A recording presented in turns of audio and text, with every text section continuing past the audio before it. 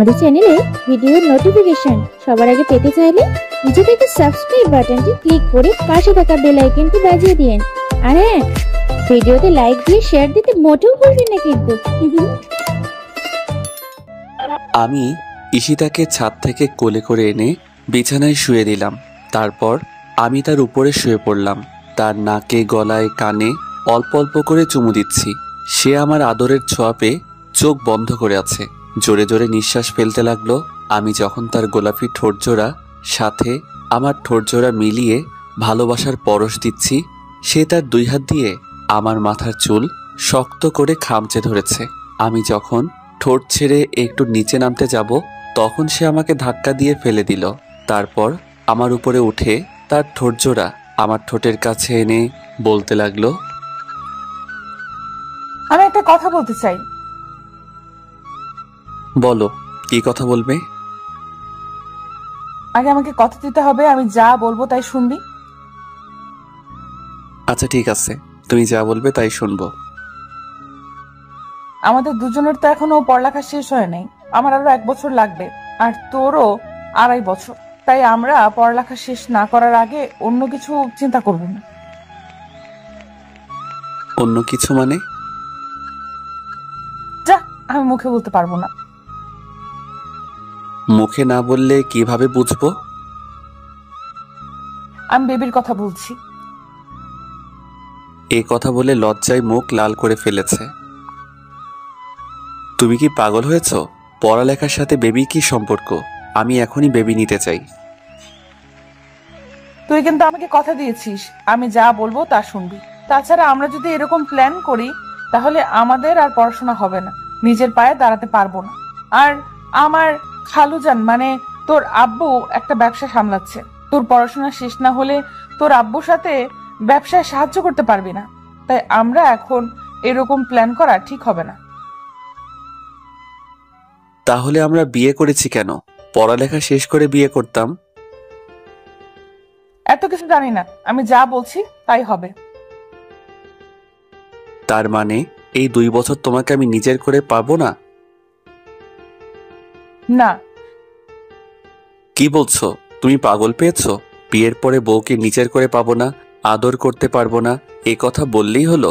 মানি না আমি। তুমি আমার বিয়ে করা বউ, আমি যা বলবো তা শুনতে হবে। কি বলছিস তুই? আমাকে কথা দিয়েছিস, আমি যা বলবো তাই শুনবি। কিন্তু এতদিন তোমাকে কাছে না পেয়ে থাকতে পারবো? কে বললো আমাকে কাছে পাবি না? আমি তো সব সময় তোর সাথেই থাকবো। সাথে থাকলে কি হবে তোমাকে নিজের করে না পেলে? আরে পাগল, আমি তো সব সময় তোরই থাকবো, আর আমি তো আমাদের ভালোর জন্যই বলছি। আমার রাগ উঠে গেল। 2 বছর কিভাবে থাকবো? লাগবে না সব সময় তোমাকে আমার। আমি ধাক্কা দিয়ে উপর থেকে নামিয়ে বিছানার একপাশে শুয়ে পড়লাম। আমার বাবুটা দেখি খুব রাগ করেছে। দেখি বাবু, এদিকে আসো। এই কথা বলে আমাকে কাছে টেনে নিল। তারপর আমার 2 গালে কয়েকটা পাপ্পি দিয়ে আমাকে জড়িয়ে ধরলো। আমি তার জড়িয়ে ধরার কোনো রেসপন্স দিচ্ছি না। কি হলো? জড়িয়ে ধরো আমাকে। জড়িয়ে ধরে কি হবে?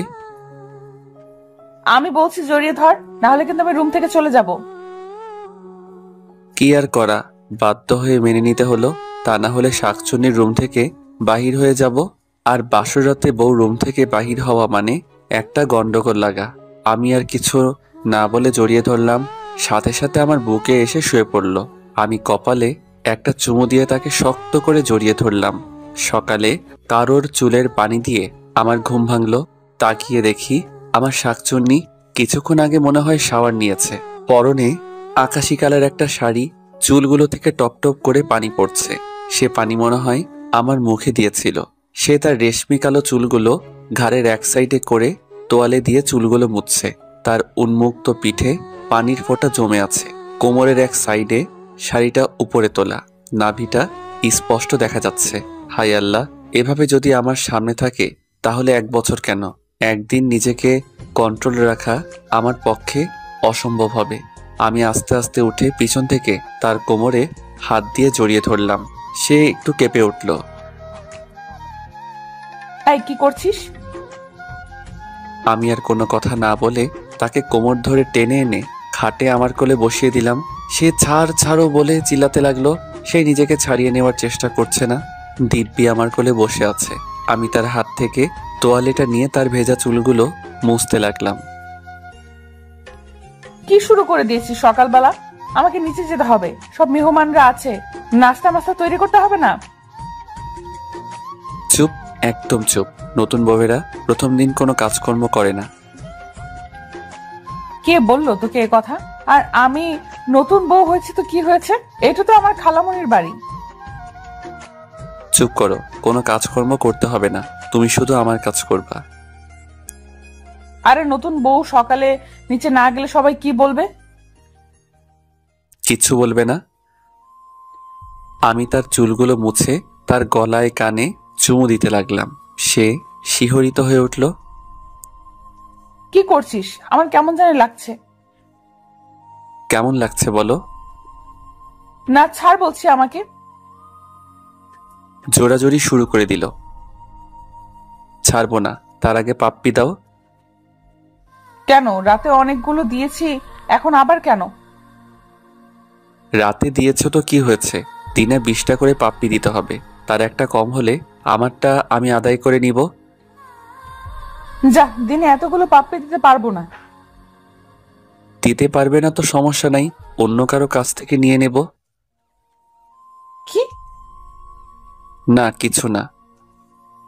অন্য কারো কাছ থেকে নিয়ে নিবে মানে? বললাম তো কিছু না। এ কথা যদি দ্বিতীয়বার কোনো সময় মুখে শুনি তাহলে একটা বাড়ি দিয়ে মাথা ফাটিয়ে ফেলবো। হাই হাই, কি বলো? মাথা ফাটিয়ে ফেললে তো আমি মারা যাব, আর তুমি বিধবা হয়ে যাবে। বিধবা হলে হব, তারপরেও কোনো মেয়ের কথা যেন তোর মুখে না শুনি। আচ্ছা ঠিক আছে, শুনবা না, এখন পাপ্পি দাও। না দিব না। আচ্ছা ঠিক আছে, না দিলে যাওগা, লাগবে না তোমার পাপ্পি। লুচ্চা ছেলে, চোখ বন্ধ কর। চোখ বন্ধ করব কেন? চোখ বন্ধ না করলে দেব না বলে দিলাম। আমি চোখ বন্ধ করলাম, সাথে সাথে আমার দুগালে কয়েকটা পাপ্পি দিয়ে দৌড়ে চলে গেল। আমি ওয়াশরুম থেকে ফ্রেশ হয়ে নিচে গেলাম। সাথে সাথে নানা ভাই আমাকে একটা সোফায় বসিয়ে দিল। তারপর নানান কথা জিজ্ঞাসা করতে শুরু করলো। আমি নানা ভাইয়ের কথা শুনে হাসতে হাসতে শেষ। বউকে কতক্ষণ আদর করেছি, বউকে মন ভরে আদর করেছে কিনা, কিছুদিন পরে খুশির সংবাদ পাবে কিনা, আরো নানান কথা। আমিও বানিয়ে বানিয়ে সব মিথ্যা কথা বলেছি। সকালের নাস্তা করে শাকচুনিকে নিয়ে শ্বশুর বাড়িতে রওনা দিলাম। হায়রে আপ্যায়ন, এতদিন ছিল খালার বাড়ি, এখন হলো শ্বশুর বাড়ি। দুটা অ্যাডজাস্ট হয়ে গিয়েছে। মনে হয় খাওয়াতে খাওয়াতে মেরে ফেলবে। এত আপ্যায়ন আর সম্মান দেখে তো মনে মনে ভাবলাম আরো বছরখানেক আগে বিয়ে করলাম না কেন। এক রাত শ্বশুর বাড়িতে থেকে আবার আমার শাকচুন্নিকে নিয়ে নিজের বাড়িতে আসলাম। তারপর থেকে চলতে লাগলো আমাদের দিন। শাকচুন্নি এত কাজ করতে পারে আমি কল্পনাও করতে পারিনি। আম্মুর কোনো কাজ করতে হয় না, সব কাজ শাকচুন্নি করে। সাথে আমার কাপড় ধোয়া, কাপড় ইস্ত্রি দেওয়া, যাবতীয় যা কাজ আছে বাড়ির সবই করে। এক সপ্তাহ পরে ভার্সিটিতে যাওয়া শুরু করলাম। একই সাথে ভার্সিটিতে রিক্সা করে যাওয়া, আবার ভার্সিটি শেষ করে একই সাথে রিক্সা দিয়ে আসা।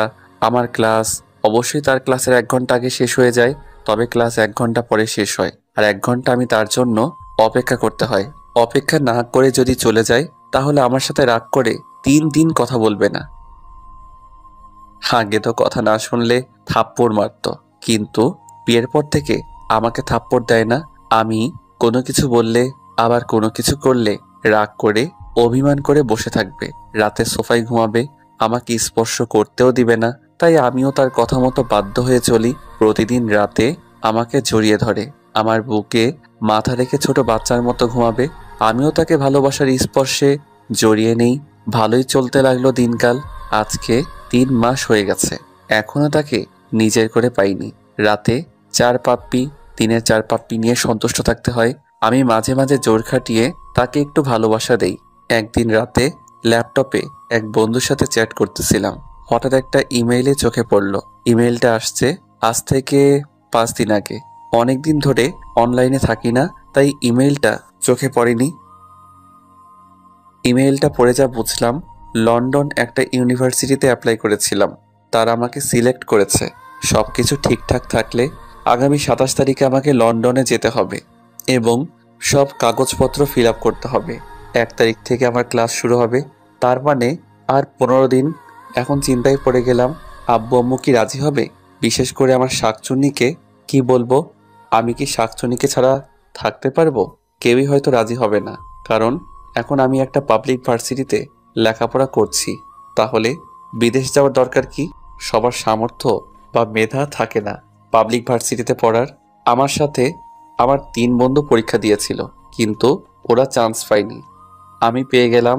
আবার মনে মনে ভাবলাম, আব্বু একা ব্যবসা সামলাচ্ছে, আর ঈশিতা যেহেতু আমাকে শর্ত দিয়েছে লেখাপড়া শেষ না করার আগে আমাদের ভবিষ্যতে ফিউচার নিয়ে ভাবা যাবে না, তাহলে দেশে থেকে কি করব? বন্ধু বান্ধবের আড্ডায় ওড্ডায় আরও লেখাপড়ার ক্ষতি হবে। ভাবলাম রাতে খাওয়ার সময় আব্বু আম্মুকে কথাটা বলবো। কিছুক্ষণ পরে নিচে খেতে গেলাম, আমার শাকচুন্নির সবাইকে খাবার বেড়ে দিচ্ছে, আমি অল্প খেয়ে উঠে পড়লাম। ইমেলটা আসার পরে থেকে ভালো লাগছে না। আব্বু আম্মু জিজ্ঞাসা করলো খাবার শেষ না করে উঠে পড়লাম কেন। আসলে আমার তো রকম খিদে নেই, তাই অল্প খাওয়ার পরে পেট ভরে গেছে। এ কথা বলে আমি রুমে চলে আসলাম। কিছুক্ষণ পরে আমার সিনিয়র শাকচুন্নি আসলো। কি হয়েছে, কোনো সমস্যা? খানা না খেয়ে রুমে চলে আসছো কেন? না, এমনি। আব্বু আম্মুকে রুমে আছে। হ্যাঁ আছে, কেন? একটু কাজ আছে, আমি আব্বু আম্মুর সাথে একটু কথা বলে আসি। আমার শাকচুন্নি কৌতূহল হয় আমার পিছনে আসতে লাগলো। আম্মু বলতে লাগলো, কি হলো, কিছু বলবি? আসলে আম্মু, আব্বু একা ব্যবসা সামলাচ্ছে, একবার এখান থেকে ওখানে আবার ওখান থেকে এখানে এত দৌড়াদৌড়ি করছে। আমি তো আব্বুকে হেল্পও করতে পারছি না, তাই বাহিরে একটা ভার্সিটিতে অ্যাপ্লাই করেছিলাম। সব কিছু ঠিকঠাক থাকলে আগামী 27 তারিখে আমাকে যেতে বলল, আর 1 তারিখ থেকে ক্লাস। কি বলিস তুই? দেশের বাইরে গিয়ে লেখাপড়া করবি কেন? দেশের সবচেয়ে ভালো ভার্সিটিতে লেখাপড়া করছিস, এখানে লেখাপড়া শেষ করবি, দেশের বাইরে যাওয়ার কোনো দরকার নেই। আম্মু প্লিজ, আমার অনেক দিনের স্বপ্ন দেশের বাইরে কোনো একটা ইউনিভার্সিটিতে লেখাপড়া শেষ করব, তারপর আব্বুর সাথে ব্যবসায় জয়েন করব। তুই কেন বুঝিস না বাবা? তুই আমাদের একমাত্র ছেলে, তুই এত দূরে থাকবি, তাহলে আমরা কিভাবে থাকবো? আর বিশেষ করে ঈশিতা মেয়েটা এক মুহূর্ত তোকে ছাড়া থাকতে পারবে না। ঈশিতার কথা চিন্তা করো না, ওকে আমি বুঝিয়ে বলবো। এখন তোমরা বলো কি করতে। আচ্ছা ঠিক আছে, ঈশিতাকে যদি তুই বোঝাতে পারিস তাহলে যাবি, সমস্যা নেই। আমি আম্মুর রুম থেকে বাহির হতে যাব, দেখি শাকচুনি দরজায় দাঁড়িয়ে আছে। আমাকে দেখে মুখটা কালো করে রুমের দিকে যেতে লাগলো। আমি রুমে ঢুকে দেখি মুখ ফুলিয়ে খাটের এক সাইডে বসে আছে। আমি আস্তে আস্তে তার কাছে গেলাম এবং তার হাত দুটো ধরে বলতে লাগলাম, কি হয়েছে? এভাবে মুখ কালো করে চলে আসলে কেন? তুই লেখাপড়া শেষ করতে বাইরে যেতে হবে কেন? যে ভার্সিটিতে এখন পড়তেছিস সেখানে তো লেখাপড়া শেষ করা যায়। তাছাড়া আমি তো না দেখে থাকতে পারবো না। আরে তুমি তো বলেছো লেখাপড়া শেষ না করার আগে আমাদের ফিউচার নিয়ে না ভাবতে, আগে নিজের পায়ে দাঁড়াতে। তাছাড়া দেশে বন্ধু বান্ধবের আড্ডা উড্ডায় পড়ালেখায় ভালোভাবে মনও বসাতে পারি না। আর তোমাকে কে বলল তুমি আমাকে দেখতে পারবে না? আমি তো প্রতিদিন তোমার সাথে কথা বলবো, ভিডিও কলে তোমাকে দেখবো। তারপরও আমি থাকতে পারবো না। দেখো, তুমি সব বুঝো। যেহেতু আমরা এখন পড়ালেখা ছাড়া অন্য কোনো চিন্তা করছি না, তাহলে ভালোভাবে পড়ালেখাটাই শেষ করি। আর আমার অনেক দিনের স্বপ্ন বাহিরে কোনো ভার্সিটিতে পড়ালেখা শেষ করব। তুমি চাও না আমার স্বপ্ন পূরণ হোক? কিন্তু কিসের কিন্তু? ভয় করে। কিসের ভয়? তোকে নিয়ে ওই জায়গায় তো অনেক সুন্দর সুন্দর মেয়ে আছে, ওইখানে গিয়ে যদি আমাকে ভুলে যাস। পাগলি মেয়ে, তোমাকে আমি ভুলতে পারবো? তুমি যে আমার অন্তরের সাথে মিশে গেছো। নিজেকে নিজে ভুলতে পারি, কিন্তু তোমাকে ভুলতে পারবো না। বিশ্বাস রাখো শুধু আমার উপর। তোমার বিশ্বাসের আমি অমর্যাদা করব না। এখন অনেক রাত হয়েছে, চলো ঘুমাবে। আমার সিনিয়র বউ আর কোনো কথা না বলে চুপচাপ আমার বুকে মাথা দিয়ে আমাকে শক্ত করে জড়িয়ে ধরে ঘুমিয়ে পড়ল। দিন চলতে লাগলো আর আমারও যাওয়ার দিন ঘনিয়ে আসতে লাগলো। এর ভিতরে বউকে একদিনের জন্য নিজের করে আদর করতে পারিনি। আর মাত্র 2 দিন বাকি আছে, সব ঠিকঠাক হয়ে গিয়েছে। প্রতিদিনের মতো আজকে সকালে ঘুম থেকে উঠে নাস্তা করে বন্ধুর সাথে দেখা করতে গেলাম। রিয়া, শামীম, মিশাল, ফারিয়া এরা সবাই পার্কে বসে আছে। আমি একটা রিক্সা নিয়ে পার্কে গেলাম। পার্কের ভেতরে ঢুকতে যাব, দেখি একটা গাছের নিচে একটা ছেলে এবং একটা মেয়ে বসে আছে। আর মেয়েটা ছেলেটার কোলে বসে আছে। ছেলেটার মুখের দিকে মুখ দিয়ে আর ছেলেটা একটু পরপর মেয়েটাকে ঠোঁটে চুমু দিচ্ছে, আরো অশ্লীল কিছু কাজকর্ম করছে। এমন দৃশ্য দেখে আমার শরীর কেমন জানি একটা শিহরিত হয়ে উঠল। আমি রিয়া, স্বামী, বিশাল, ফারিয়া সবার সাথে পার্কে দেখা করলাম। ঘন্টাখানেক আড্ডা দিয়ে বাসার দিকে রওনা দিলাম। ওই ছেলে মেয়ের দৃশ্য এখনো চোখে ভাসছে। রুমের ভিতর প্রবেশ করে দেখি আমার সিনিয়র বউ বিছানা গোছাচ্ছে। আমি গিয়ে তাকে পেছন থেকে জড়িয়ে ধরলাম। সে একটু ভয় পেয়ে গেল। এই কি করছো? ছাড়ো বলছি, আমি কাজ করছি, দেখতে পাচ্ছ না? কোনো কাজ করতে হবে না, আর আজ তোমাকে ছাড়ার জন্য ধরিনি। এ কথা বলে তাকেও দেওয়ালের সাথে চেপে ধরলাম। সে যাওয়ার জন্য ছুটোছুটি শুরু করলো। আমি দুহাত দু সাইডে দিয়ে তাকে আটকে ধরলাম। তারপরও যাওয়ার জন্য জোর জবরদস্তি শুরু করলো। দিলাম এক ধমক। কি হয়েছে তোমার? এরকম ছোটাছুটি করছো কেন? আমার ধমক শুনে একটু চুপ মেরে গেল। আমি আস্তে আস্তে তার ঠোঁটের দিকে আমার ঠোঁট নিতে লাগলাম। সে চোখ বন্ধ করে ফেলেছে। তার নিঃশ্বাস আর আমার নিঃশ্বাস খুব কাছাকাছি। তার ঠোঁট জোড়াগুলো আর একটা সুখের ছোঁয়া পেতে কাঁপতে লাগলো। সে চোখ বন্ধ করে তার গোলাপি ঠোঁট জোড়া ফেভিকলের আঠার মতো একসাথে লাগিয়ে আছে। অল্প অল্প কাঁপছে। আমি আস্তে আস্তে তার ঠোঁটের কাছে আমার ঠোঁট জোড়া নিয়ে আবার ফিরিয়ে আনলাম। আমার ঠোঁটের স্পর্শ বিলম্ব হতে দেখে তার চোখ আর ঠোঁট জোড়া খুলে আমার দিকে তাকালো। আমি সাথে সাথে তার খোলা ঠোঁটে আমার ঠোঁট ডুবিয়ে দিলাম। সে তার হাত দিয়ে আমার চুল খামচে ধরেছে। আমি তাকে পাগলের মতো কিস এবং আদর করতে লাগলাম। আদর করার এক পর্যায়ে তার বুক থেকে আঁচলটা আমি ফেলে দিলাম। সে সাথে সাথে বলতে লাগলো, কি করছিস? আজ তোমাকে আমি আমার নিজের করে পেতে চাই। তুই কি পাগল হয়েছিস? তুই আমাকে কথা দিয়েছিস কিন্তু। হ্যাঁ, কথা দিয়েছি, কিন্তু আমি আজকে রাখতে পারবো না। আমার আর যাওয়ার 2 দিন বাকি আছে। এই 2 দিন আমি তোমাকে আমার করে পেতে চাই। এ কথা বলে তাকে আমি জোর করে আদর করতে লাগলাম। সে আমাকে জোরে একটা ধাক্কা মারলো। আমি তার ধাক্কা সামলাতে না পেরে ওয়ার্ড্রোবের সাথে বাড়ি খেলাম। সাথে সাথে কপালে ব্যথা অনুভব করলাম। কপালে হাত দিয়ে দেখি রক্ত অল্প একটু কেটে গেছে। আমার সিনিয়র বউ আমার কপালে রক্ত দেখে দৌড়ে আমার কাছে আসলো এবং আমার মাথা ধরে বলতে লাগলো, হায় আল্লাহ, এ আমি কি করলাম? সরি, আমি ইচ্ছে করে তোমাকে ধাক্কা মারিনি, প্লিজ, আমার ভুল হয়ে গেছে। সে দৌড়ে ডেটল এবং ব্যান্ডেজ নিয়ে আসলো। আমার মাথা ব্যান্ডেজ দিয়ে বাঁধতে যাবে, আমি এক ঝটকা দিয়ে তার হাত সরিয়ে ফেললাম এবং মাথায় হাত দিয়ে রাগ করে রুম থেকে বের হয়ে গেলাম। সে পিছন থেকে কান্না করতে লাগলো আর বলতে লাগলো, কোথায় যাচ্ছিস? আমার ভুল হয়ে গেছে। আমি তার কোনো কথা শুনলাম না। বাইরে বের হয়ে একটা ফার্মেসিতে গিয়ে মাথাটা ব্যান্ডেজ করে নিলাম। তারপর দুজন বন্ধুকে ফোন করে এনে দোকানে বসে আড্ডা শুরু করলাম। দুপুরে লাঞ্চ টাইম পেরিয়ে গেছে, আমি এখন অবধি বাসায় যাই নাই। বন্ধুরা কিছুক্ষণ আড্ডা দিয়ে চলে গেল। আমি দোকানে বসে আছি। বিকাল 4টা বাজে। হঠাৎ করে মোবাইলটা পকেট থেকে বের করলাম। সাথে সাথে স্ক্রিনের দিকে তাকিয়ে দেখি, হায় হায় সর্বনাশ, 102টা ফোন, 5টা আম্মুর আর বাকিগুলো ঈশিতার। 2 মিনিট পরে আবার ফোনটা বাজতে লাগলো। আম্মু ফোন দিয়েছে। আমি ফোনটা রিসিভ করলাম। হ্যালো। কোথায় তুই? তাড়াতাড়ি বাসায় আয়। কেন, কি হয়েছে? তুই সারাদিন বাসার বাইরে, আর ওইদিকে ঈশিতা কখন থেকে রুমের দরজা বন্ধ করে কান্না করছে। আমি অনেকবার গিয়ে ডেকেছি খাবারের জন্য, কিন্তু দরজাও খুললো না। তুই তাড়াতাড়ি বাসায় আয়। আমি ফোনটা কেটে দিয়ে বাসার দিকে যেতে লাগলাম। বাসায় আমার রুমে গিয়ে স্পষ্ট শুনতে পাচ্ছি কান্নার আওয়াজ। আমি দরজা একটা ধাক্কা দিয়ে ডাক দিলাম, কিন্তু কান্না করে যাচ্ছে। দরজা খোলার নাম কোনো খবর নাই। আমি আরো কই একটা ধাক্কা দিলাম এবং ডাক দিলাম, কিন্তু দরজা খুলছে না। এবার আমি একটু রেগে বললাম, ঠিক আছে, যত বড় কান্না করতে থাকো, দরজা খোলার দরকার নাই। আমি আবার বাহিরে চলে যাই। সাথে সাথে দরজা খুলে দিল এবং আমাকে জড়িয়ে ধরে কান্না করতে লাগলো। আমার অনেক খারাপ লাগছে। এভাবে কখনো কান্না করতে দেখি নাই। আমার এরকম করা ঠিক হয়নি। আমি তাকে জড়িয়ে ধরে বললাম, আরে কি হয়েছে? এভাবে কান্না করছো কেন? আসলে আমি সরি, ওই সময় আমার মাথা ঠিক ছিল না। এই যে তোমাকে ছুঁয়ে বলছি, তোমার অনুমতি ছাড়া তোমাকে আমি টাচ করব না। একটু কান্নাটা স্টপ করো। সে এক নাগাড়ে কেঁদেই যাচ্ছে আর ভাঙা ভাঙা গলায় বলতে লাগলো, আমি সরি, আমি ইচ্ছে করে এমনটা করিনি, আমি বুঝতে পারিনি এভাবে লেগে যাবে, প্লিজ আমাকে ক্ষমা করে দে। আরে কি বলছো তুমি? আমার তেমন কিছু হয়নি। আর তুমি কান্না করতে করতে চোখগুলো লাল করে ফেলেছো। এই সামান্য বিষয় নিয়ে এভাবে কান্না করতে হয়? তুই আমার ফোন ধরিসনি কেন? আমার ফোন ভাইব্রেশন লাগানো ছিল, তাই ধরতে পারিনি। তুমি খেয়েছো? তোকে ছাড়া খেয়েছি কখনো?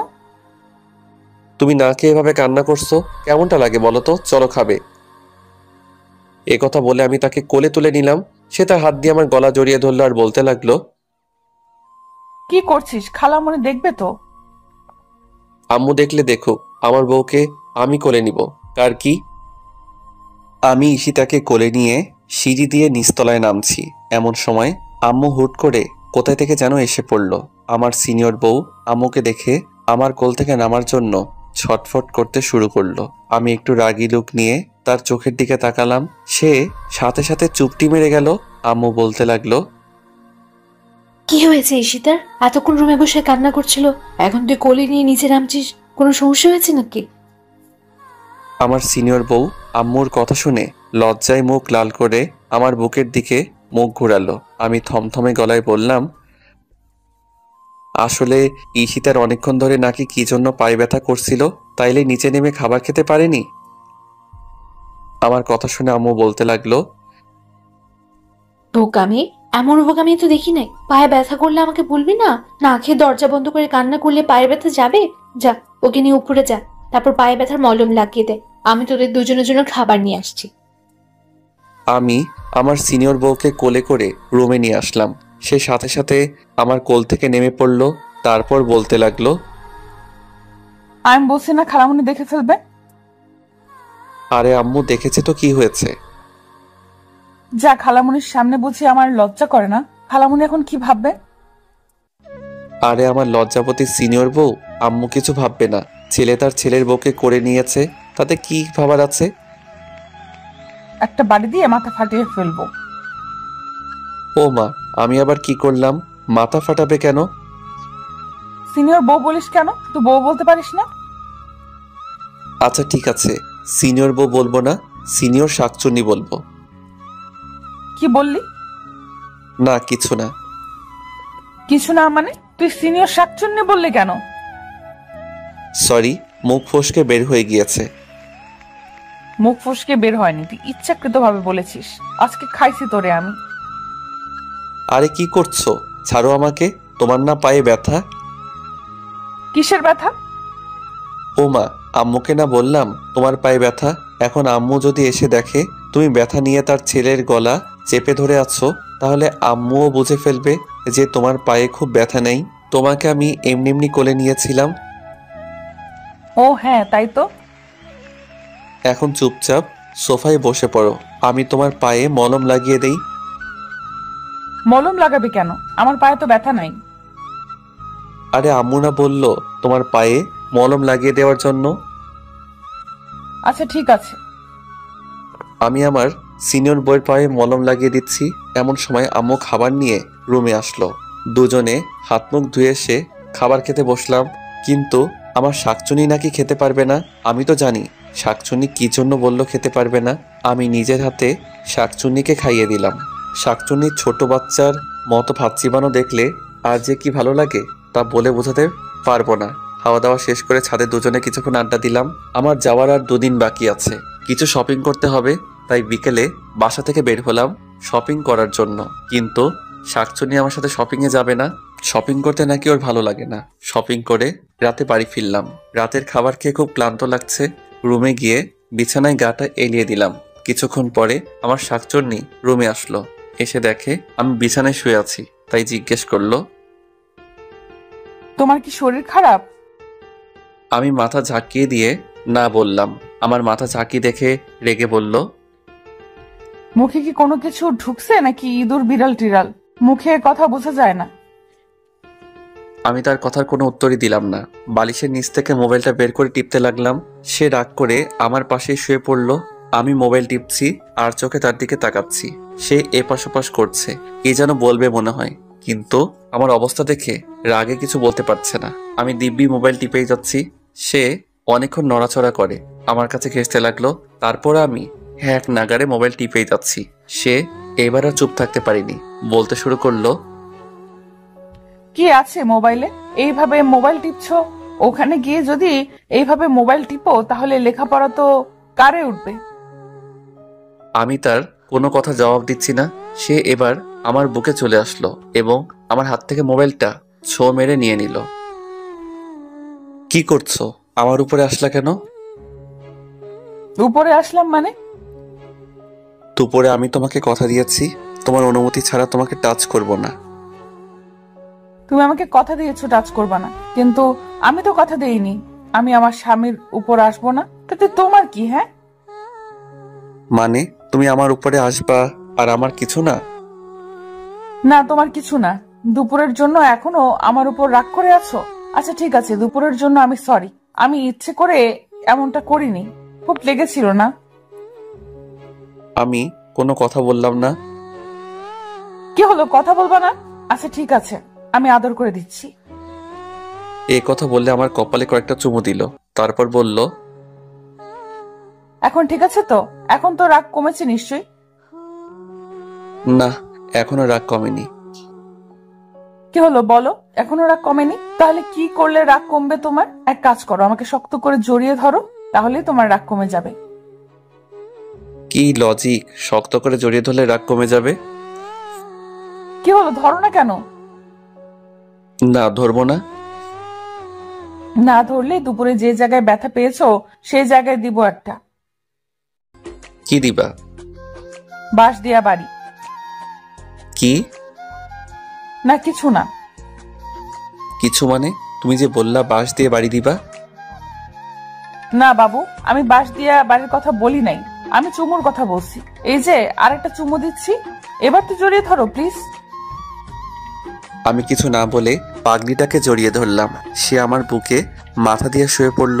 হঠাৎ করে লক্ষ্য করলাম সে ঘুমাচ্ছে না, নড়াচড়া করছে আর বারবার আমার বুক থেকে মাথা তুলে আমাকে দেখছে। আগে তো এরকম করেনি। আমার বুকে শোয়ার সাথে সাথে ঘুমিয়ে পড়ে। হঠাৎ করে আমাকে বলতে লাগলো, এই কি?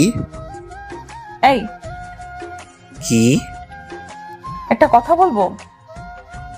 হ্যাঁ বলো। আমি না হ্যাঁ বলো। আমি না কি? তুমি না? আমি না আরে কি আমি না আমি শুরু করছো?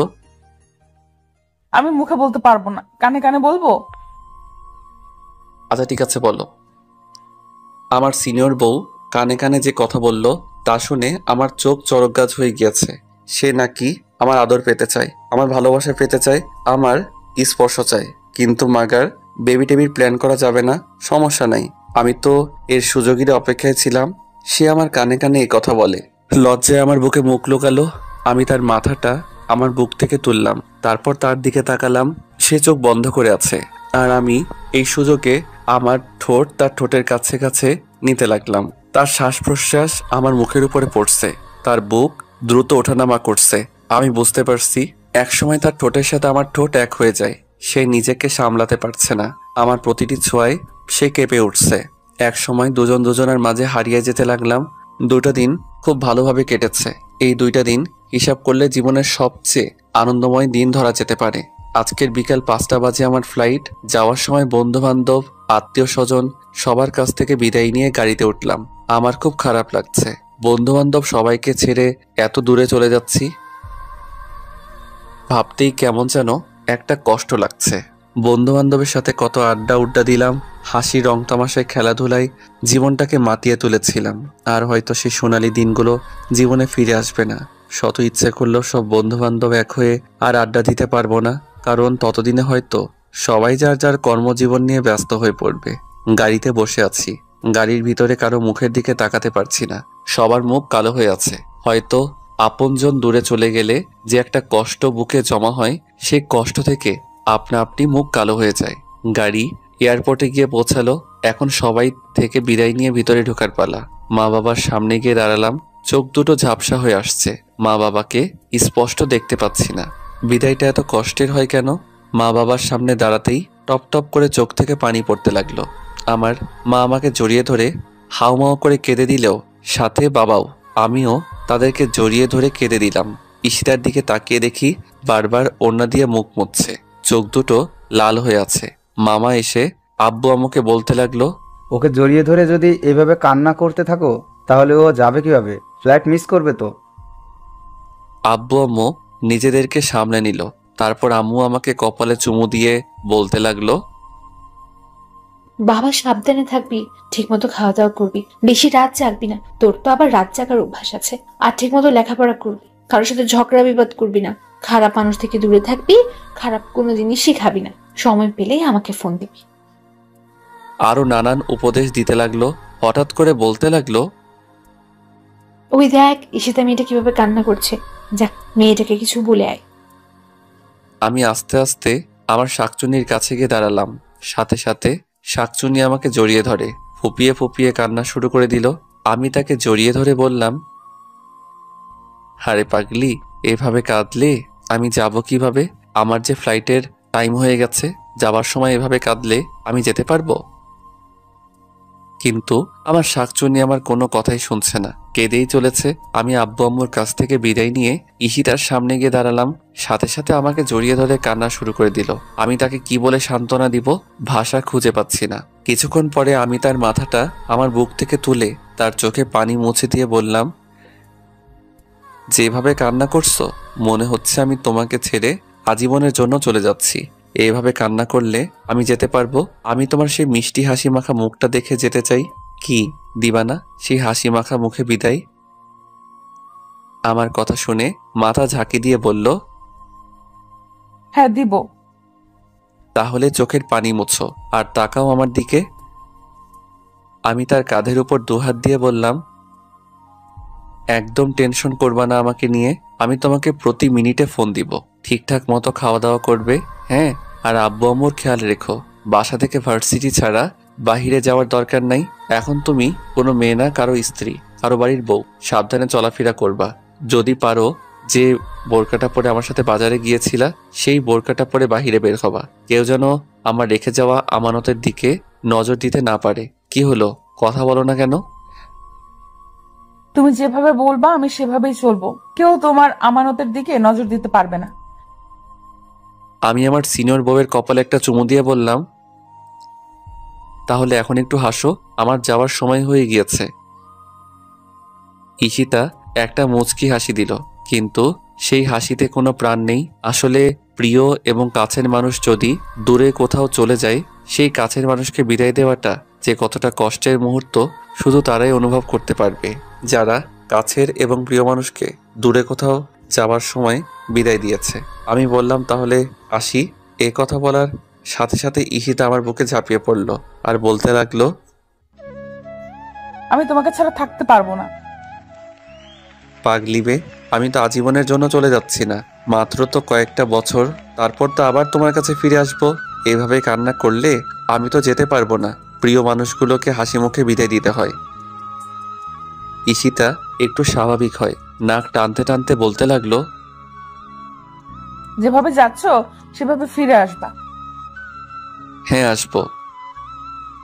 আর ওই জায়গায় কিন্তু অনেক সুন্দর সুন্দর মেয়েরা আছে, দেখতে সেম বান্দরের মতো। ওদের সুন্দরের লোভে পড়বা না। আর লাল চামড়ার মেয়েদের থেকে 100 হাত দূরে থাকবা। কি হলো, আমি কি বলছি বুঝতে পারছো নি? হ্যাঁ বোঝাতে পারছি। আর ঠিকঠাক মতো খাওয়া দাওয়া করবা, শরীরের যত্ন নিবা।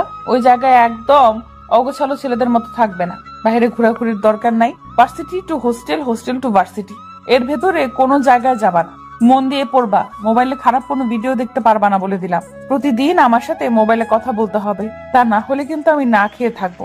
আর ওই জায়গায় যদি উল্টাপাল্টা কিছু করো তাহলে কিন্তু আমাকে হারাবা। তোমাকে হারাবো মানে? আমি স্টেট মারা।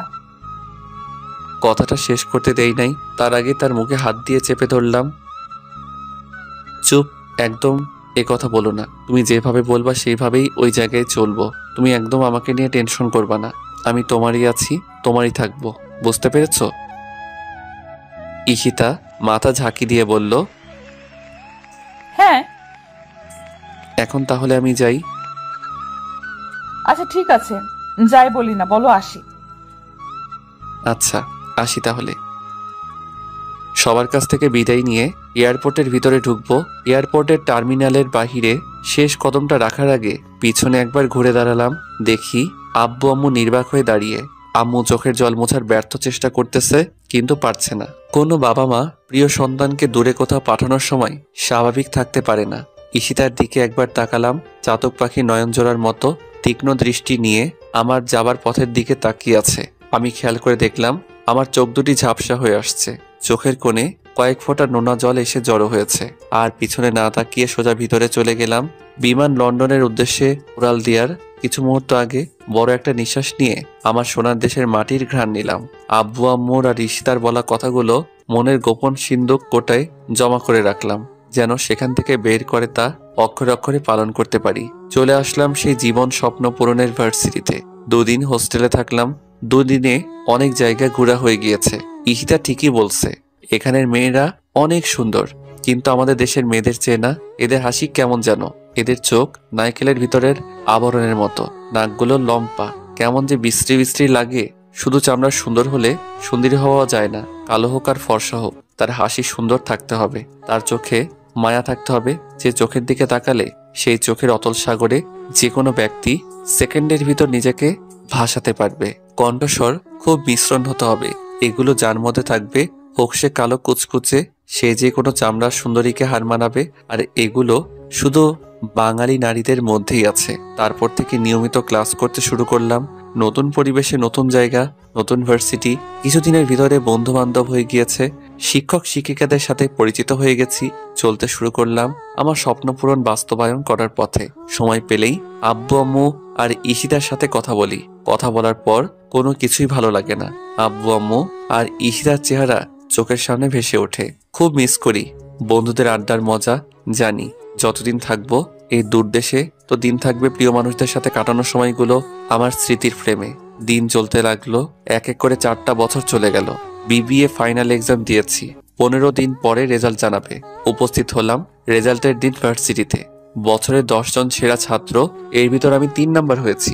বিদায় অনুষ্ঠানে ওই দেশের পররাষ্ট্রমন্ত্রী আমাকে বছরের সেরা ছাত্র পুরস্কার তুলে দিলেন এবং আমার হাতে সরকারি সিলমোহর দিয়ে বিবিএ ডিগ্রিধারী সার্টিফিকেট তুলে দিলেন। আজ আমি অনেক খুশি, আমার স্বপ্ন পূরণ করতে পেরেছি। ইচ্ছে করলে এখন এই মুহূর্তে দেশে যেতে পারি, কিন্তু না, আরো কয়েকটা দিন সুন্দর এই শহর লন্ডনকে দেখব। একটা দিন ঘুরে ঘুরে বিভিন্ন সুন্দর সুন্দর জায়গায় দেখেছি, কিন্তু না, কিছুতেই ভালো লাগছে না। মনটা শুধু ছটফট করছে আব্বু আম্মু আর ঈশিতাকে দেখার জন্য। রাতের টিকিট কেটে আব্বু আম্মুকে ফোন দিয়ে বললাম 15 দিন পরে দেশে আসছি। এ কথা শুনে আব্বু আম্মু যে কতটা খুশি হয়েছে তা আমি মন দিয়ে অনুভব করতে পারছি। ঈশিতাকে ফোন দিয়ে জানালাম। ঈশিতা তো বিশ্বাসই করতে পারছে না আমি আগামীকালের জন্য টিকিট কেটেছি। কেউ জানে না, সবাইকে সারপ্রাইজ দেব। আর হ্যাঁ, এই 4 বছরে অনেকটা পরিবর্তন হয়েছে। ঈশিতা অনার্স মাস্টার্স কমপ্লিট করে মামার অফিসে চাকরি করছে। আমি অনেকবার বলেছি চাকরি করার দরকার নাই, কিন্তু ঈশিতা বলে, তাহলে লেখাপড়া করেছি কেন? তুমি ইচ্ছে করে চাকরি ছেড়ে দিবে? বন্ধু বান্ধব অনেকেই চাকরি করছে। এর পরের দিন ভোর 6টায় বাংলাদেশের উদ্দেশ্যে রওনা দিলাম। বাড়ির গেটের কাছে এসে দেখি বর দুপুরবেলা দারোয়ান চাচা ঘুমাচ্ছে। চাচাকে ডাক দিলাম। চাচা ঘুম থেকে উঠে বলল, কে তুমি? চাচা আমাকে চিনতে পারছো না? আমি ফারাবি। তুমি ফারাবি? তুমি তো অনেক সুন্দর এবং স্মার্ট হয়ে গিয়েছো। আমি চাচার কথা শুনে হাসতে লাগলাম। গেট দিয়ে আস্তে আস্তে ভিতরে ঢুকছি। দেখি আম্মু মোটরের পাইপ দিয়ে ফুল গাছে পানি দিচ্ছে। পিছন থেকে মার চোখে হাত জোড়া রাখলাম। সাথে সাথে আম্মু তার হাত দিয়ে আমার হাত জোড়া চেপে ধরলো আর বলতে লাগলো, কে আমার এভাবে চোখ ধরেছে? আমার ফারাবি ছাড়া তো কেউ আমাকে এভাবে চোখ ধরে না। কে তুমি? আমি মার চোখ জোড়া ছেড়ে মাকে কোলে তুলে নিলাম। আম্মু সাথে সাথে ঘুরে আমাকে দেখে কান্না শুরু করে দিল। ফারাবি তুই? আমি তো বিশ্বাস করতে পারছি না। হ্যাঁ আম্মু, আমি তোমার ফারাবি। সাথে সাথে আম্মু আমাকে জড়িয়ে ধরে কান্না শুরু করে দিল আর বলতে লাগলো, কেন যেন আমার মন বলছিল তুই আসবি। তুই না বলেছিলে আরো 15 দিন পরে আসবি? তোমাদের সারপ্রাইজ দেওয়ার জন্য ওই দিন মিথ্যা কথা বলেছিলাম। এখন এভাবে কান্না করো না। আমি তো আর তোমাদেরকে ছেড়ে কখনো যাব না। আব্বু কোথায়? তোর আব্বু অফিসে। তোর আব্বুকে এখনই ফোন দিয়ে জানাচ্ছি। চল বাসায়, ভেতরে চল। বাসার ভিতরে গেলাম, ব্যাগ ট্যাগ রেখে সোফায় বসলাম। আম্মু আব্বুকে ফোন দিয়ে জানিয়ে দিয়েছি। আম্মু তাড়াতাড়ি শরবত এনে দিল। 4 বছর পর মায়ের হাতে কোনো খাবার খাচ্ছি। শরবতটা শেষ করে এদিক ওদিক তাকিয়ে একজোড়া চোখকে খুঁজছি। আম্মু আমি কাকে খুঁজছি তা মানের বুঝে ফেলেছে। ঈশিতাকে খুঁজছিস? ঈশিতা সকালে ওদের বাড়িতে গিয়েছে, বললো আজকে অফিস নেই, বিকেলে চলে আসবে। তুই যেয়ে তোর রুমে রেস্ট কর, আমি ঈশিতাকে ফোন দিয়ে বলছি। না আম্মু, তুমি আগে ফোন দিবা না? আমি ওদের বাসায় গিয়ে ওকে সারপ্রাইজ দেব। আচ্ছা ঠিক আছে, তুই এখন গিয়ে একটু রেস্ট কর, তারপর ওদের বাড়িতে যাবি। আমি আমার রুমে এসে দেখি রুম খুবই পরিপাটি এবং খুব সুন্দর করে গোছানো। আমার বইপত্র কাপড় চোপড় খুব যত্ন করে রাখা। ওয়াশরুম থেকে ফ্রেশ হয়ে বিছানায় গা এলিয়ে দিতেই দু চোখে ক্লান্তির ঘুম এসে জড়ো হয়েছে। দুপুরে আম্মুর ডাকে ঘুম ভাঙলো। ঘুম থেকে উঠে ফ্রেশ হয়ে নিচে নেমে দেখি আব্বু দাঁড়িয়ে আছে। আমি আব্বুকে সালাম করলাম। আব্বু আমাকে জড়িয়ে ধরলো। ঈশিতাটাকে এখন অবধি দেখি নাই। দুপুরে মায়ের হাতে রান্না করা খাবার খুব তৃপ্তি সহকারে পেট ভরে খেলাম। দুপুর পেরিয়ে বিকালের মধুলগ্ন সময়ে আমি ঈশিতাদের দরজার সামনে দাঁড়িয়ে কলিং বেল চাপতে লাগলাম আর যন্ত্রণাদায়ক অপেক্ষা করতে লাগলাম কখন দরজা খুলবে আর আমার সিনিয়র শাকচুন্নিকে দেখব। 1 মিনিট পরে খালামণি এসে দরজা খুলে দিল। হঠাৎ করে আমাকে দেখে খালামণি চমকে উঠল, যেন বিদ্যুতের শক খেয়েছে। ফারাবি তুই? আমি খালামণিকে সালাম করলাম। তুই না বললি 15 দিন পরে আসবি? হ্যাঁ বলছিলাম, কিন্তু তোমাদেরকে সারপ্রাইজ দেওয়ার জন্য আজকে চলে আসছি। হঠাৎ করে লক্ষ্য করে দেখি ড্রয়িং রুমের এক সাইডে কয়েক জোড়া ছেলেদের জুতা রাখা। আমি খালামণিকে জিজ্ঞাসা করলাম, বাসার ভিতরে ছেলেদের জুতো কেন? খালামণি বলল,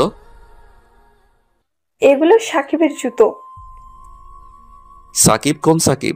সাকিবের জুতা এখানে কেন? আরে তোর মামাতো ভাই সাকিবের জুতো। সাকিব এখানেই থাকে, ওদের অফিস এখান থেকে কাছে, তাই যাতায়াতের সুবিধার জন্য এখানেই থাকে গত 2 মাস ধরে। আর ঈশিতা তো সাকিবদের অফিসেই চাকরি করে। কই, ঈশিতা তো আমাকে কথা বলে নাই যে সাকিব ভাইদের অফিসে চাকরি করে। হয়তো তোকে বলতে মনে নেই। এখন আপনাদেরকে সাকিবের কথা একটু বলি। সাকিব আমার বড় মামার ছেলে, আমার চেয়ে 13 বছরের বড়। মাস্টার্স কমপ্লিট করে তাদের অফিসে দেখাশোনা করছে। আচ্ছা বাদ দে, তুই ঈশিতাকে না জানিয়ে হঠাৎ করে চলে আসলি। আমি তো বিশ্বাসই করতে পারছি না। ঈশিতা জানলে কতটা খুশি হবে তুই জানিস? তোর আসার 15 দিন বাকি আছে, সেই কথা শুনে মেয়েটা যে কতটা খুশি হয়েছিল, আমার কান তো একেবারে ঝালাপালা করে ফেলেছে। সারাক্ষণ খালি আমাকে বলে, আম্মু ফারাবি আসার আর 15 দিন বাকি আছে। ফারাবি আগের মতো থাকবে তো নাকি পরিবর্তন হয়ে যাবে? ও মনে হয় বিদেশে থেকে অনেক সুন্দর হয়ে আসবে, আমি ওকে এয়ারপোর্ট থেকে রিসিভ করে আনবো। আরো নানান কথা। তুই দাঁড়া, আমি এক্ষুনি ঈশিতাকে ফোন দিয়ে বলছি। ঈশিতা কোথায় গিয়েছে? ঈশিতা সাকিবের সাথে একটু মার্কেটে গিয়েছে, এক্ষুনি চলে আসবে। না, তোমার ফোন দেওয়ার দরকার নাই, তাহলে সারপ্রাইজ দিতে পারবো না। আচ্ছা ঠিক আছে, ফোন দিব না। তুই ঈশিতার রুমে গিয়ে বস, ঈশিতা আসলে এমন ভাবে বলবো ও চমকে উঠবে। আচ্ছা ঠিক আছে, আমি যাচ্ছি। ঈশিতা আসলে বলবা যে একটা নীল শাড়ি পরে ওর রুমে আসতে। আচ্ছা আচ্ছা বলবো, এমন ভাবে বলবো ও না চমকে পারবে না। আমি ঈশিতার রুমে চলে গেলাম। ওর রুমটা খুব গোছানো। ওর টেবিলের উপর 2টো ছবি রাখা। দুটোটা ছবি আমার। দেওয়ালে আমার আর ঈশিতার একটা বড় ফ্রেমের ছবি লাগানো। ঈশিতাকে ছবিটার মধ্যে খুব সুন্দর লাগছে। অনেকক্ষণ হয়ে গেল, ঈশিতার আসার কোনো খবর নাই। আমি যেন আর ধৈর্য ধরতে পারছি না। কখন দেখা হবে আমার ঈশিতার সাথে? ঘড়ির কাঁটা যেন এক জায়গায় থমকে দাঁড়িয়ে আছে। সময় যেন চলতে চাচ্ছে না। এই অপেক্ষাটা যেন একটা ছটফট অনুভূতির অপেক্ষা হয়ে দাঁড়িয়ে আছে। 10 মিনিট পরে খালামণি 1 কাপ আমার পছন্দের জ্যামলি কফি এনে দিল। কফির মগটা হাতে নিয়ে দোতলা বারান্দায় গিয়ে দাঁড়ালাম। শেষ বিকালের লাল রক্তিম সূর্য অস্ত যায় যায় অবস্থা। হালকা শোষ শব্দ করা প্রবলা বাতাস, সীমাহীন নীল আকাশ, দল বেঁধে শূন্য আকাশে ভেসে বেড়ানো পাখির কিচিমিচি, ব্যস্ত শহরের কোলাহল মানুষগুলো যার যার নিরে ফিরে যাওয়ার জন্য ছোটাছুটি করছে। আর আমি উদাসীন হয়ে বহমান অপেক্ষায় দাঁড়িয়ে আছি আমার সিনিয়র বউকে দেখব বলে। 4 বছর 9 দিন 11 ঘন্টা পর যখন তার সাথে দেখা হবে তখনের সিচুয়েশন কেমন হবে, কতটুকু আবেগ এসে জমা হবে, সে কথা ভাবতেই মনের ভিতরে একটা অন্যরকম ভালো লাগা কাজ করতে লাগলো। হঠাৎ করে নিচে খেয়াল করে দেখি সাকিব মোটরসাইকেল খুব স্পিডে এনে গেটের সামনে থামালো, আর তার পিছনে একটি মেয়ে বসা ছিল। মেয়েটা তাল সামলাতে না পেরে সাকিবের সাথে লেপটে গেল। হাসতে হাসতে মেয়েটি গাড়ি থেকে নামলো। আমি তীক্ষ্ণ দৃষ্টি নিয়ে তাকিয়ে আছি। হঠাৎ করে মেয়েটার দিকে খেয়াল করে দেখি এ তো আমার ঈশিতা। আমার বুক ডুকডুক করতে শুরু করলো। বুকের কোনো এক গোপন জায়গা চিনচিন ব্যথা অনুভব করতে লাগলাম। সারপ্রাইজ দিতে এসে আবার আমি সারপ্রাইজ হয়ে যাই, কে জানে হতেও তো পারে। ঈশিতা আর সাকিব হেসে হেসে বাসার ভিতরে ঢুকছে, আর সে হাসি যেন আমার বুকে ধারালো ছুরির মতো বিঁধছে। এ আমি কি দেখছি? ঈশিতা এরকম টাইট ফিটিং বোরকা পরে সাকিবের সাথে মার্কেটে গিয়েছিল? আমি ভাবতেও পারছি না 4 বছর পরে এসে আমার ঈশিতাকে এই রূপে দেখব। আমার ঘৃণা হচ্ছে। তার মানে ঈশিতা আমার থেকে দূরে থাকার সুবাদে অফিসের নাম করে এরকম অশ্লীল কাপড় চোপড় পরে মার্কেট করে ঘুরে বেড়াচ্ছে, তাও আবার আরেকজনকে নিয়ে আমার অগোচরে। আর আমাকে ভুলভাল বুঝিয়েছে যে সে সর্বদা পর্দা করে চলে। আমি দোতলা বারান্দা থেকে ঈশিতার রুমে চলে আসলাম। তারপর ঈশিতার রুমের জানালার গ্লাস দিয়ে তাকিয়ে আছি ড্রয়িং রুমে। ঈশিতা আর সাকিব কি করে? এরা দুজন বাসার ভিতরে ঢুকার সাথে সাথে খালামণি বলতে শুরু করলো, এতক্ষণে আসলি? আমি কখন থেকে তোদের জন্য ওয়েট করছি। ঈশিতা বলতে লাগলো, আর বলো না আম্মু, ও আমাকে সারাটা রাস্তা জ্বালিয়ে মেরেছে। আর দেখো আমাকে কি কাপড় পছন্দ করে দিয়েছে। এরকম কাপড় কেউ পরে? সাকিব বলতে লাগলো, দেখো পুপি, ওর কাপড়গুলো খুব সুন্দর না? ওকে কিন্তু খুব মানাবে। ও সারা রাস্তা উল্টো আমাকে জ্বালিয়ে মেরেছে। ওর কাপড়গুলো নাকি সুন্দর না? কত সুন্দর। আর তুই যে শার্ট প্যান্টগুলো আমাকে পছন্দ করে দিয়েছিস সেগুলো তো একেবারে ডাস্টবিন। মোটেও না, আমি যেগুলো তোকে পছন্দ করে দিয়েছি সেগুলো তুই পরলে তোকে অনেক সুন্দর লাগবে। শার্ট প্যান্ট আর টাই পরলে আমাকে এমনিতে হ্যান্ডসাম লাগে, তোর ওই শার্ট প্যান্ট পরলে আমাকে ফকিরের মতো লাগবে। ওরা দুজনের কথা শুনে মনে হচ্ছে ওরা প্রকৃতপক্ষে স্বামী স্ত্রী, আর আমি তৃতীয় পক্ষ ভিলেন হয়ে তাদের মধ্যে এসে পড়েছি। এই তোরা থাম। ঈশিতা, ফারাবির কোন শাড়ি পছন্দ রে? কেন? না, এমনি। নীল আর আকাশি কেন বলতো? না এমনি। তুই এক কাজ কর, একটা নীল বা আকাশি শাড়ি পরে তোর রুমে যা। আমার রুমে ফারাবের পছন্দের নীল বা আকাশি শাড়ি পরে যেতে হবে কেন? তুই তো রুমে গেলেই দেখতে পাবি। আরে আজীব তো, আমার রুমে গেলে কি দেখতে পাবো? এত কথা বলিস কেন? তুই একটা শাড়ি পরে রুমে গিয়ে দেখ না। আচ্ছা ঠিক আছে, যাচ্ছি। ঈশিতার রুমে গিয়ে একটা আকাশি কালারের শাড়ি পরতে লাগলো, আর দুনিয়ার কৌতূহল এসে ওর মাথায় জমা হতে লাগলো। কে আছে আমার রুমে যে কারণে আম্মু বলল ফারাবির পছন্দের শাড়ি পরতে? আর আমিও বা কেন ফারাবির পছন্দের শাড়ি পরছি কিছুই বুঝতে পারছি না। ঈশিতার শাড়ি পরা শেষ হলে সাকিব গিয়ে ঈশিতার রুমে ঢুকে। এখানে আসলি কেন? এমনিতে দেখতে আসলাম শাড়ি পরলে তোকে কেমন লাগে।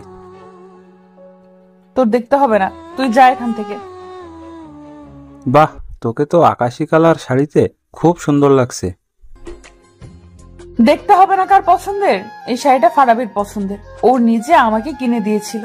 ও বলেছিল এই শাড়িতে নাকি আমাকে খুব মানাবে আর অনেক সুন্দর লাগবে, তাই এই শাড়িটা তুলে রেখেছিলাম। ফারাবি যেদিন আসবে ওই দিন ওর সামনে এই শাড়িটা পরে দাঁড়াবো, ওকে চমকিয়ে দেবো আর বলবো, দেখো তোমার দেওয়া শাড়িটা আজও আমি যত্ন করে তুলে রেখেছি, তোমার সামনে পরবো বলে, তোমার মুখ থেকে একবার আমার প্রশংসা শুনবো বলে। বাহ বাহ, দারুণ তো। আমার দেওয়া পছন্দের শাড়ি পরলে বুঝি তোকে সুন্দর লাগবে না? তোর আবার পছন্দ? এইভাবে হাসছিস কেন? আমার দেওয়া শাড়ি পরলে তোকে আরো সুন্দর লাগবে। তোর দেওয়া শাড়ি আমার পরারও দরকার নাই, আর সুন্দর লাগারও দরকার নাই। তোর বউকে তোর শাড়ি, পছন্দের শাড়ি দিস। সর সামনে থেকে। আরে কোথায় যাচ্ছিস, যারা না। এই কথা বলে সাকিব ঈশিতার হাত ধরে ফেললো। তুই আমার হাত ধরছিস কেন? আমার হাত ছাড়। আচ্ছা ছাড়বো, আগে তোর সাথে কয়েকটা ছবি তুলি। তোকে শাড়িতে যে সুন্দর লাগছে না, আমি তো চোখ সরাতে পারছি না। চোখ নিচে নামিয়ে রাখ, আমার দিকে ভুলেও তাকাবি না। আমি আরেকজনের রেখে যাওয়ার সম্পদ, সে সম্পদের দিকে কেউ কোন নজরে তাকাবে তা আমি হতে দিব না। আরে আমি তো তোর দিকে কোন নজরে তাকাই না, ভালোবাসার নজরে তাকাই। ভালোবাসার নজরে তাকাস মানে? ভুলেও এ কথা মুখে আনবি না। কোন নজরে আমার দিকে তাকাতে পারবি না, ব্যাস। আচ্ছা ঠিক আছে, তাকাবো না। এখন চল একটা ছবি তুলি। আচ্ছা ঠিক আছে, তুল। সাকিব ঈশিতার গায়ের সাথে গা ঘেঁষে ছবি তুলতে লাগলো। এমন সময় ওরা কি করে দেখার জন্য একটু সামনে গেলাম। যখন আমি দেখলাম ঈশিতার গায়ের সাথে গা ঘেঁষে সাকিব ছবি তুলছে, তখন আমার বুঝতে বাকি রইল না ঈশিতার সাথে সাকিবের কিছু চলছে। বুকের ভিতরে জমে থাকা 4 বছরের ভালোবাসাটা যেন সেকেন্ডের ভিতরে ঘৃণায় পরিণত হলো।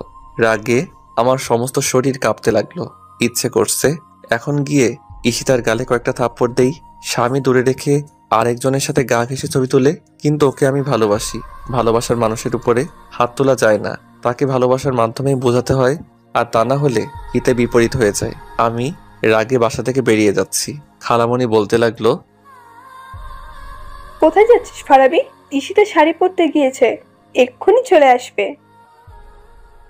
কি শাড়ি যে পরেছে তা আমি দেখেছি। আমার একটা জরুরি কাজ আছে, আমি চলে যাচ্ছি। কি এমন জরুরি কাজ যে এতদিন পরে সে ঈশিতার সাথে দেখা না করেই চলে যাচ্ছিস? ঈশিতা যদি জানতে পারে তাহলে কি হবে জানিস? কিচ্ছু হবে না, আমার কাজ আছে, আমি যাচ্ছি। চলে আসলাম বাসায়। খালামণি পিছন থেকে ডাকলো। রাগে এতটাই বিভোর ছিলাম যে কিছুই শুনিনি। বাসায় এসে সোফায় বসে আছি। আম্মু বলতে লাগলো, কিরে তুই আসলি, ঈশিতাকে আনলি না যে? ঈশিতাকে আমি আনবো কেন? ঈশিতার কি পা নেই? কি বলছিস তুই? তুই না গিয়েছিস ঈশিতাকে আনার জন্য? না, আমি যাইনি। আচ্ছা, ঈশিতা কি তোমার কাছে বলে ওদের বাড়ি গিয়েছিল? হ্যাঁ, কেন? তুমি কি ওকে হুকুম দিয়েছো যাওয়ার জন্য, নাকি ও বলেই চলে গিয়েছিল? ও বললো খালামণি আমি একটু বাড়িতে যাচ্ছি, বিকেলে চলে আসবো। হঠাৎ এই কথা কি জন্য জিজ্ঞেস করছিস বলতো? ও ওর বাড়িতে যাবে, এটা কি বলে যেতে হবে নাকি? অবশ্যই বলে যেতে হবে। তুমি জানো না, নিজের আপন বাবাও যদি মারা যায়, স্ত্রী স্বামীর হুকুম ছাড়া বাবাকে দেখতে যেতে পারে না। তুই তো ওই সময় ছিলি না। ছিলাম না ঠিক আছে, কিন্তু তোমার কাছ থেকে তো হুকুম নেওয়ার দরকার ছিল। আমার কাছে ভুলে গিয়েছে তো। কি এমন হয়েছে যে তুই এভাবে বলছিস? না, কিচ্ছু হয়নি, এমনি। ওইদিকে ঈশিতা শাড়ি পরে ওর রুমে গিয়ে দেখে কেউই নাই। ওর আম্মুকে জিজ্ঞাসা করলে ওর আম্মু আমার কথা সব খুলে বলে। ঈশিতা তা শুনে বিশ্বাসই করতে পারছে না যে আমি এসেছি। নিশ্চিত হওয়ার জন্য আম্মুকে ফোন দিল। আমি সোফায় বসে বারবিকিউ চানাচুর আর অমৃত মটর ভাজা খাচ্ছি। এমন সময় দরজায় কলিং বেলটা বাজতে লাগলো। আমি সোফা থেকে উঠে দরজাটা খুললাম। একজন বোরকা পরিহিত মহিলা দাঁড়িয়ে আছে, তার পিছনে একটা স্কুটি রাখা। আমি মহিলাটিকে লক্ষ্য করে বললাম, কাকে চাই? মহিলাটি কিছুক্ষণ আমার দিকে তাকিয়ে হঠাৎ আমাকে শক্ত করে জড়িয়ে ধরল। আমি হতভম্ব হয়ে বলতে লাগলাম, আরে আন্টি কি করছেন? ছাড়েন আমাকে, আমার শ্বাস নিতে কষ্ট হচ্ছে তো। কি শুরু করে দিয়েছেন? ছাড়ুন বলছি। কিন্তু আন্টি আমাকে আরো শক্ত করে জড়িয়ে ধরেছে। না, আর পারছি না, এবার বুঝি দমটা আটকে যাবে। অনেক কষ্ট করে বললাম, আরে আন্টি আমার দম আটকে যাচ্ছে, ছাড়ুন আমাকে। সাথে সাথে আমাকে ছেড়ে দিয়ে মুখের পর্দাটা তুললো আর বলতে লাগলো, শয়তান, আমি আন্টি না, আমি তোমার ঈশিতা। এই কথা বলে আবারও জড়িয়ে ধরলো। এবার কিছু একটা স্বস্তি পাচ্ছি। 4 বছরের জমিয়ে রাখা ভালোবাসার অনুভূতিটা আবেগ হয়ে একসাথে বেরিয়ে আসতে চাচ্ছে। কিছুক্ষণ জড়িয়ে ধরে রাখার পরে বলতে লাগলো, দেখি তোমাকে। আমি তো বিশ্বাসই করতে পারছি না তুমি আমার সামনে দাঁড়িয়ে আছো। আমি যা ভেবেছি তাই, তুমি আগের চেয়ে খুব সুন্দর হয়ে গেছো, কিন্তু চেহারাটা সে পিচ্চি পিচ্চি রয়ে গেছে। কি হলো, কথা বলো না কেন? কি বলবো? কি বলবো মানে? তুমি বলেছিলে 15 দিন পরে আসবে, কিন্তু হঠাৎ করে চলে আসছো। তাহলে আমাকে মিথ্যে বলেছিলে কেন? আর তুমি এসে আমাদের বাসায় গিয়ে আমাকে না দেখে চলে আসলে। আমি কি কষ্ট করে শাড়িটা পরেছিলাম? আমি কি আর জানতাম তুমি আসছো? কি হলো, চুপ করে আছো কেন? কথা বলো। নাকি চেহারার সাথে মন দিল সব পাল্টে ফেলেছো? আমি ঠিকঠাক দাঁড়িয়ে রইলাম, কোনো কথা বলছি না। আসলে 4 বছরের ভালোবাসার জন্য ব্যাকুল হওয়া মনটা কিছু মুহূর্ত আগে ঈশিতার কাজকর্মের দৃশ্যগুলো দেখে ভালোবাসার জন্য ব্যাকুল হওয়া মনটাই হঠাৎ করে কালো ছোট্ট একটা দুঃখ এসে ভিড় করেছে। আম্মু হঠাৎ করে ঈশিতার কণ্ঠ শুনে বলতে লাগলো, ঈশিতা, তুই কখন আসলি? ঈশিতা আম্মুর কথা জবাব দিচ্ছিল। তাদের মাঝখানে আমি আম্মুকে লক্ষ্য করে বললাম,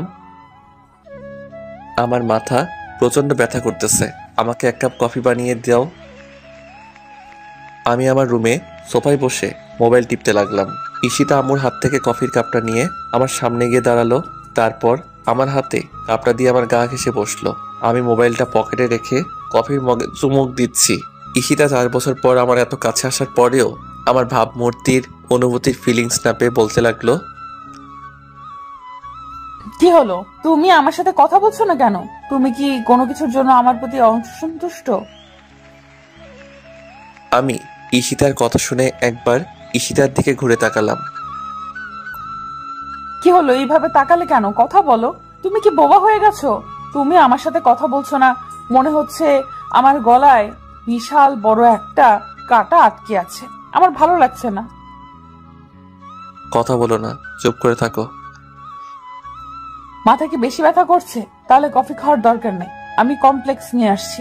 কমপ্লেক্স খেয়ে ওষুধ খেয়ে একটু রেস্ট করো, দেখবে মাথা ব্যথা চলে যাবে।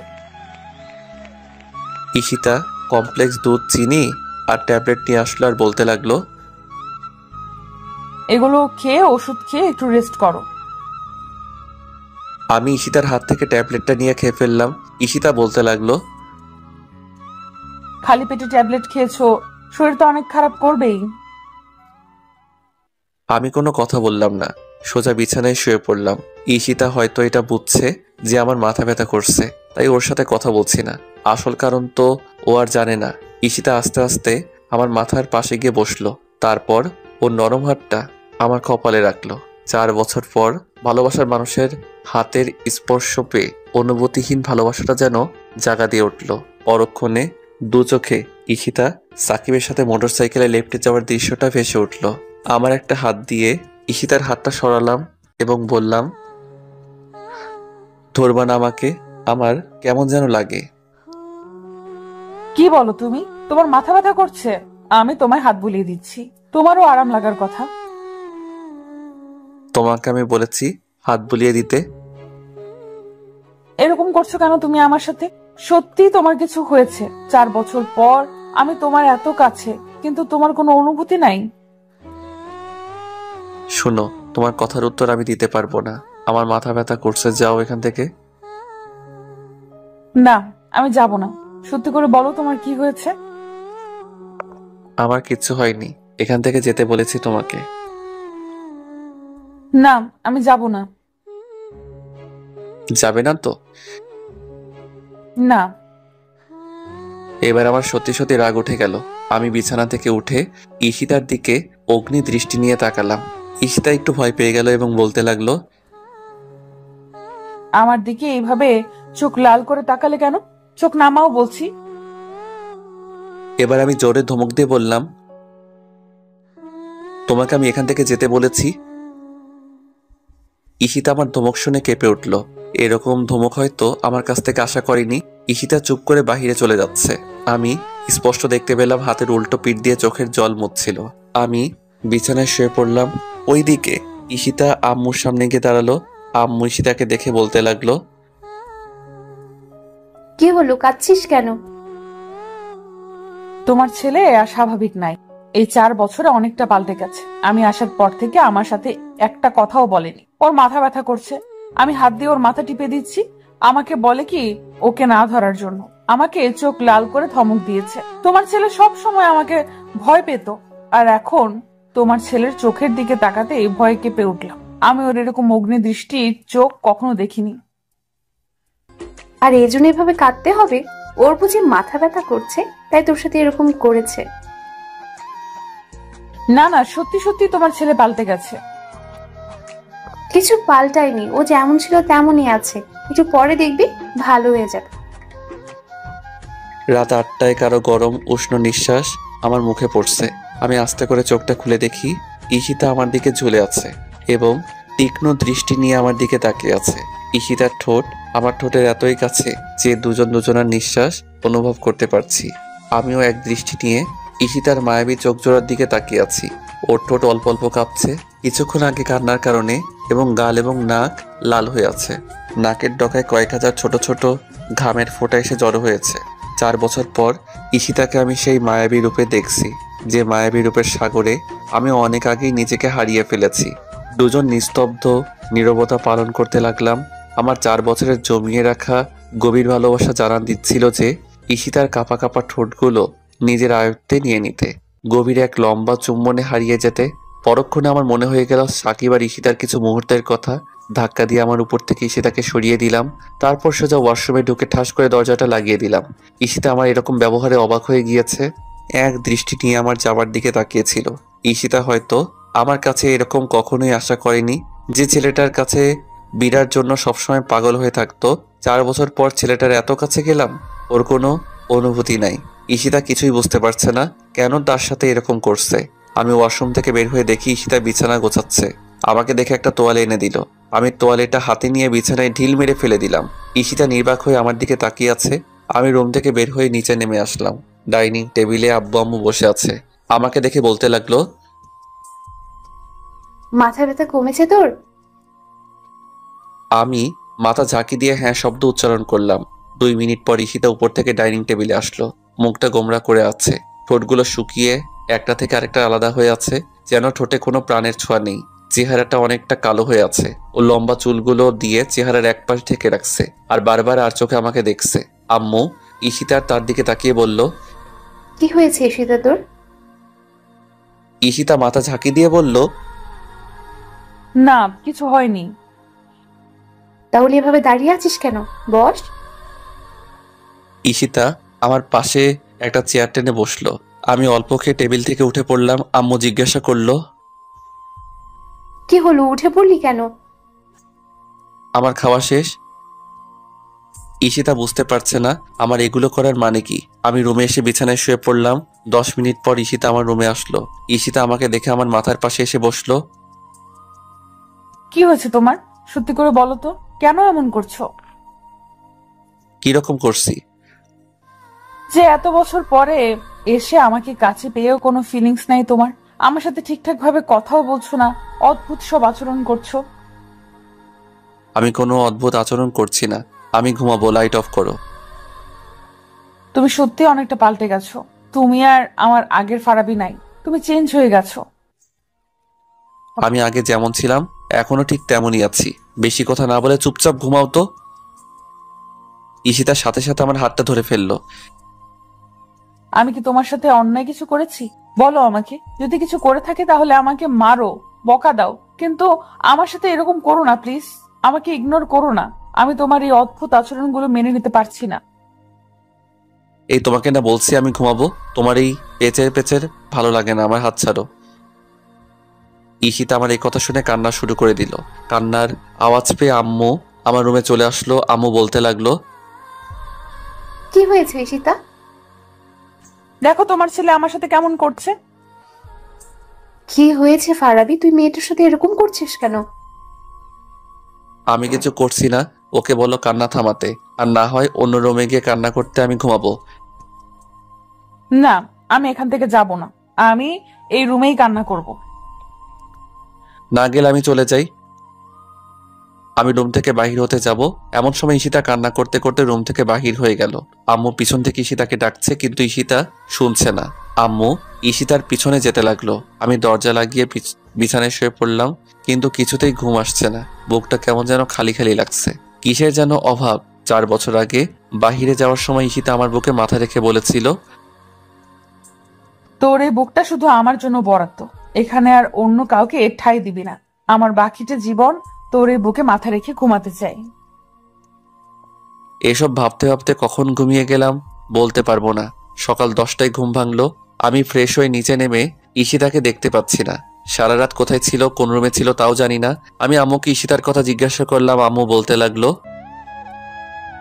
আমি জানি না। তুমি জানো না মানে? 4 বছর পরে এসে মেয়েটার সাথে এরকম ব্যবহার করতে পারলি তুই? মেয়েটা সারা রাত ড্রয়িং রুমে সোফায় বসে কান্না করেছে, একটুও ঘুমায়নি। এখন কোথায়? চলে গেছে। চলে গেছে মানে? কোথায় চলে গেছে? ওদের বাসায়।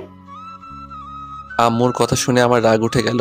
যে কারণে 4 বছর পরে এত কাছে আসার পরে ওকে আপন করে নিতে পারিনি, আবারও না বলে ওই বাড়িতেই গিয়েছে। কেন গিয়েছে? সাকিবের সাথে কথা বলার জন্য। আমি একটা রিক্সা নিয়ে ঈশিতার বাসায় চলে গেলাম। রাগ একটু কমেনি। বাসার কলিং বেল চাপ দিতেই খালামণি এসে দরজা খুলে দিল। তারপর আমাকে ঈশিতার সম্পর্কে অনেক কিছু জিজ্ঞাসা করলো। আমি কোনো কিছুর প্রতি উত্তর না দিয়ে সোজা ঈশিতার রুমের কাছে চলে গেলাম। সাকিবকে বাসায় দেখতে পাচ্ছি না, হয়তো অফিসে চলে গিয়েছে। আমি ঈশিতার দরজার সামনে দাঁড়াতেই ঈশিতার স্পষ্ট কান্নার আওয়াজ শুনতে পেলাম। আমি দরজায় দাঁড়িয়ে ঈশিতাকে একটা ডাক দিলাম। সাথে সাথে কান্নার আওয়াজটা কয়েক সেকেন্ডের জন্য অফ হয়ে গেল। হয়তো বোঝার চেষ্টা করছে কে আমাকে ডাকে। আমি আবারও ঈশিতাকে ডাক দিলাম। এবার কান্নার আওয়াজটা একটু বেড়ে গেল, হয়তো বুঝে ফেলেছে আমি এসেছি। আমি আরো কয়েকটা ডাক দিলাম দরজা খোলার জন্য। না, প্রতিবারই কান্নার আওয়াজ বেড়ে চলেছে। আমি এক নাগাড়ে ডেকেই যাচ্ছি আর ও এক নাগাড়ে কান্না করেই যাচ্ছে। অলরেডি 30 মিনিট ওভার হয়ে গিয়েছে। আমি দরজার বাইরে দাঁড়িয়ে ওকে ডাকছি, কিন্তু ও দরজা খুলছে না। এবার মেজাজটা একটু খারাপ হয়ে গেল। আমি দরজা জোরে ধাক্কা দিয়ে ডাকতে লাগলাম, দরজা খুলবে কি খুলবে না বলো? আর যদি দরজা না খুলো তাহলে এই বাড়িতে আজীবনের জন্য থেকে যেও। ওই বাড়িতে আর যাওয়ার দরকার নাই, আমি চলে যাচ্ছি। ঈশিতা তারপরও দরজা খুলছে না। এবার মেজাজটা আরো খারাপ হয়ে গেল। কি হলো, তুমি দরজা খুলবে না? আচ্ছা ঠিক আছে, দরজা খোলার দরকার নেই, যত পারো কান্না করো, আমি চলে যাচ্ছি। এই কথা বলে চুপ করে সাইড হয়ে দাঁড়িয়ে রইলাম। কিছুক্ষণ কোনো সারা শব্দ করলাম না। ঈশিতার কান্না অফ হয়ে গেল। হয়তো মনে মনে বলছে ও কি সত্যি সত্যি চলে গেছে। আমি কিছুক্ষণ চুপ করে থেকে আবারও দরজার সামনে গিয়ে ডাক দিলাম। আমি ডাক দেওয়ার সাথে সাথে কান্নার আওয়াজ শুনতে পাচ্ছি। হয়তো বলছে ও এখনো যায় নাই। মেয়েরা আর কিছু পারুক আর না পারুক, কান্না করে অনেক কিছু হাসিল করতে পারে, যে কোনো পুরুষকে ঘায়েল করতে পারে। কি হলো, তুমি দরজা খুলবে না? এবার যদি দরজা না খুলো তাহলে আমি সত্যি সত্যি চলে যাব। তারপর দেখি কি করো। না, আর থাকবো না। এবার সিঁড়ি দিয়ে নিচে নামতে যাব। এমন সময় দরজা খোলার আওয়াজ শুনতে পেলাম। আমি রুমের ভিতরে প্রবেশ করে দেখি মাথা নিচের দিকে দিয়ে বিছানার কাছে দাঁড়িয়ে আছে। আমি তার সামনে গিয়ে দাঁড়ালাম। সে মুখ অন্যদিকে ফিরিয়ে নিল। আমি আবারও সামনে গেলাম। সে এবারও অন্যদিকে মুখ ফিরিয়ে নিল। বুঝতে পেরেছি অনেকটা অভিমান করে বসে আছে, কিন্তু আমি তার অভিমান ভাঙাবো না। সে না বলে এখানে আসলো কেন? আমি তার হাতটা ধরলাম এবং বললাম, কার কাছে বলে এখানে এসেছো? ঈশিতা অবাক হয়ে আমার দিকে তাকালো। হয়তো এই মুহূর্তে এই কথাটা আমার কাছ থেকে আশা করেনি। সে হয়তো ভেবেছিল ও সারা রাত কান্না করেছে, রাগ করে অভিমান করে চলে এসেছে। আমি তার রাগ অভিমান ভাঙিয়ে বলবো, সরি, তোমাকে অনেক কষ্ট দিয়ে ফেলেছি। ওই সময় আমার কি হয়েছিল জানি না, তোমার সাথে এরকম ব্যবহার করেছি, আমাকে ক্ষমা করে দাও। কিন্তু আমি তাকে উল্টা জিজ্ঞাসা করছি, তুমি কার কাছে বলে এই বাড়িতে এসেছো? ঈশিতা কোনো কথা বলছে না, তাই আমি আবারও জিজ্ঞাসা করলাম, কি হলো, কথা বলো না কেন? কার কাছে বলে এই বাড়িতে এসেছো? কারো কাছে না। তাহলে আসলে কেন? কথা বলো, আমার কথার উত্তর দাও। তোমার সাথে এক রাত কথা বলি নাই, তুমি রাগ করে অভিমান করে চলে এসেছো। তোমার সাথে কথা বলি নাই, তুমি যতটুকু কষ্ট পেয়েছো তার চেয়েও বেশি কষ্ট পেয়েছি আমি। সারা রাত ঘুমাতে পারি নাই। 4 বছর পর তুমি আমার কাছে আসার পরেও কেন তোমার সাথে এরকম ব্যবহার করলাম জানো তুমি? ঈশিতা আমার কথা শুনে আমার দিকে অবাক হয়ে ঘুরে তাকালো। এক এক করে ঈশিতাকে সবকিছু খুলে বললাম। ঈশিতা বলতে লাগলো, বিশ্বাস করো তুমি, আমি সাকিবের সাথে মার্কেটে যেতে চাইনি। ও আম্মুকে অনেক রিকোয়েস্ট করে বলল তারপরও আমি যেতে রাজি হইনি, কারণ তুমি যে বোরকা পরার জন্য বলেছিলে ওই বোরকাটা ধুয়ে শুকাতে দিয়েছিলাম, কিন্তু আম্মুর অনেক রিকোয়েস্টের পরে ওই বোরকাটা যেটা তুমি পছন্দ না করো ওইটা পরে গিয়েছিলাম। আমি সরি, আর এরকম বোরকা কখনো পরবো না। আচ্ছা ঠিক আছে, চলো এবার বাসায় চলো। আর কখনো না বলে এই বাড়িতে আসবা না। যদি প্রয়োজন হয় আমাকে বলবা, আমি নিয়ে আসবো। ঈশিতাকে নিয়ে রাস্তায় দাঁড়িয়ে আছি, অনেকক্ষণ হয়ে গেল, একটা রিক্সাও পাচ্ছি না। না, আর দাঁড়িয়ে না থেকে দুজন হাঁটতে শুরু করলাম। দুজন পাশাপাশি হাঁটছি। ঈশিতার হাত আর আমার হাত বারবার স্পর্শ হচ্ছে, কিন্তু আমি ঈশিতার হাত ধরছি না। ঈশিতা হয়তো চাচ্ছে ওর হাতটা আমি ধরি, বারবার ওর হাতটা আমার হাতের সাথে ইচ্ছাকৃতভাবে স্পর্শ করছে। আমি একটু মজা নেওয়ার জন্য আমার হাত দুটো পকেটে ঢুকিয়ে ফেললাম। ঈশিতা আমার দিকে একবার তাকালো, হয়তো মনে মনে বলছে, শয়তান পোলা, হাত দুটো পকেটে ঢুকিয়ে ফেলছিস কেন? আমার সাথে ভাব ধরছিস? যা, তোর হাত ধরবই না। আমি পকেট থেকে একটা হাত বের করে ঈশিতার হাতটা ধরলাম। সাথে সাথে ঈশিতা আমার দিকে তাকালো। 4 বছর পর ভালোবাসার মানুষের হাত স্পর্শ করছি। হাতটা একদম পিচ্চি বাচ্চাদের হাতের মতো, দেখলে বোঝা যায় না 23-24 বছরের মেয়ের হাত। হাতে নখগুলো একটু বড়, প্রতিটি নখে লাল রঙের নীল পালিশ দেওয়া। আর হাতের মধ্যে সবচেয়ে বেশি ফুটে উঠেছে সেটা হলো আমার পরিয়ে দেওয়া রিং। আমি হাতটা ধরে অল্প একটু জোরে চাপ দিলাম। ঈশিতা কোনো সারা শব্দ করলো না। এবার আমি একটু জোরেই চাপ দিলাম।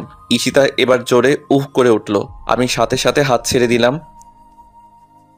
কি হলো, ব্যথা পেলে? যা, এত জোরে কেউ চাপ দেয়? ঈশিতার দিকে লক্ষ্য করে দেখি চোখে পানি টলমল করছে। না, সত্যি অনেকটা ব্যথা পেয়েছে, না হলে চোখে পানি আসতো না। এত জোরে চাপ দেওয়া আমার ঠিক হয়নি। আমি ঈশিতার সামনে গিয়ে ঈশিতার থোতায় হাত দিয়ে মাথা উপরে তুললাম। ঈশিতার চেহারার দিকে তাকিয়ে তো আমি বাকরুদ্ধ হয়ে গেছি। এতক্ষণ কথা বললাম, আমি তো চেহারার দিকে লক্ষ্য করি নাই।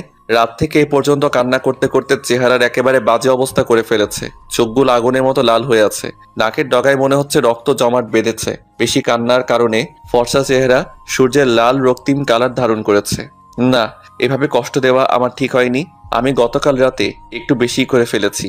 হঠাৎ করে হয়তো আমার এমন ব্যবহার মেনে নিতে পারে নাই, তাই সারা রাত কান্না করেছে। আমি ঈশিতার 2 গালে হাত দিয়ে বললাম, এ কি, কান্না করতে করতে চেহারার কি বাজে অবস্থা করেছো? এইভাবে কেউ কান্না করে? তোর ব্যবহারের জন্যই তো। আসলে আমি রিয়েলি সরি।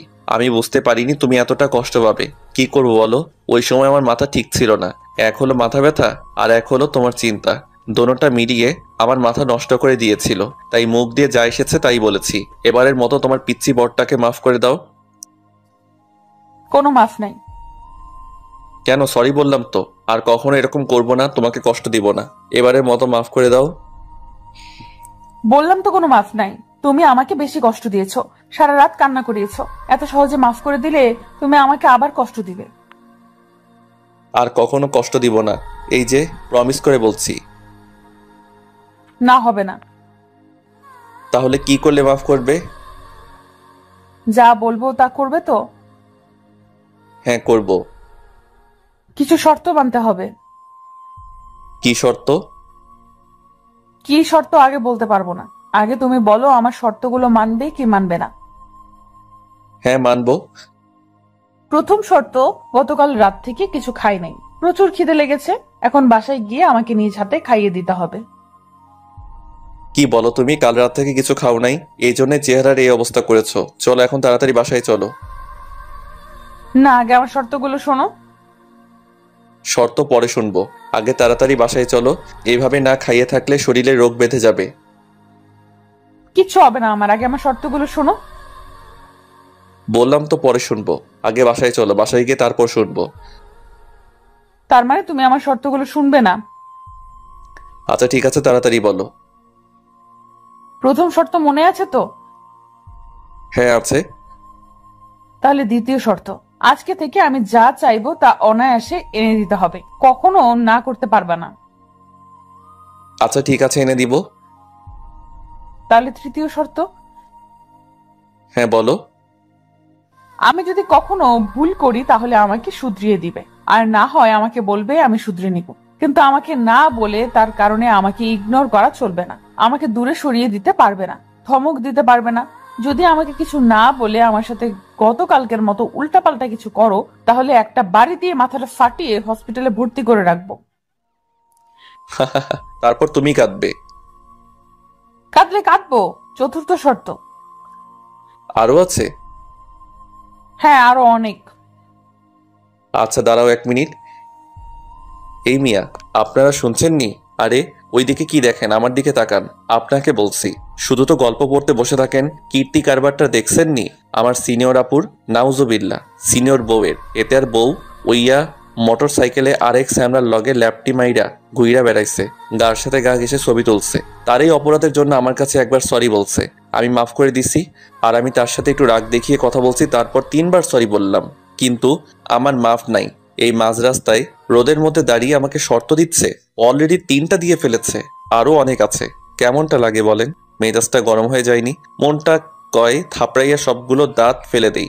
মেয়েদেরকে বেশি ভালোবাসা দেখানো ঠিক না, তাহলে তারা আল্লাদি হয়ে মাথায় চড়ে বসে। এই কি হলো? কাকে থাপড়িয়ে দাঁত ফালানোর কথা বলছো? না, কাউকে না। কি বলতেছিলা বলো। তাহলে চতুর্থ শর্ত শোনো। হ্যাঁ বলো। এই 4 বছরে তুমি ছিলে না বলে আমার কোনো পছন্দের জায়গায় ঘুরতে যেতে পারি নাই। এখন থেকে প্রতি বিকেল বেলা আমাকে আমার পছন্দের জায়গায় ঘুরতে নিয়ে যেতে হবে, এবং আজ বিকেলে এক জায়গায় যাব, ওই জায়গায় নিয়ে যেতে হবে। যথা আজ্ঞা। তাহলে পঞ্চম শর্ত। পঞ্চম শর্তটা কিন্তু একটু কঠিন। যত কঠিন হোক তুমি বলো। আমাকে সারা রাত কাঁদানোর জন্য এবং কষ্ট দেওয়ার জন্য এই মাঝ রাস্তায় 20 বার কান ধরে উদ্বস করতে এবং বলতে হবে আমাকে আর কখনো কষ্ট দিবে না।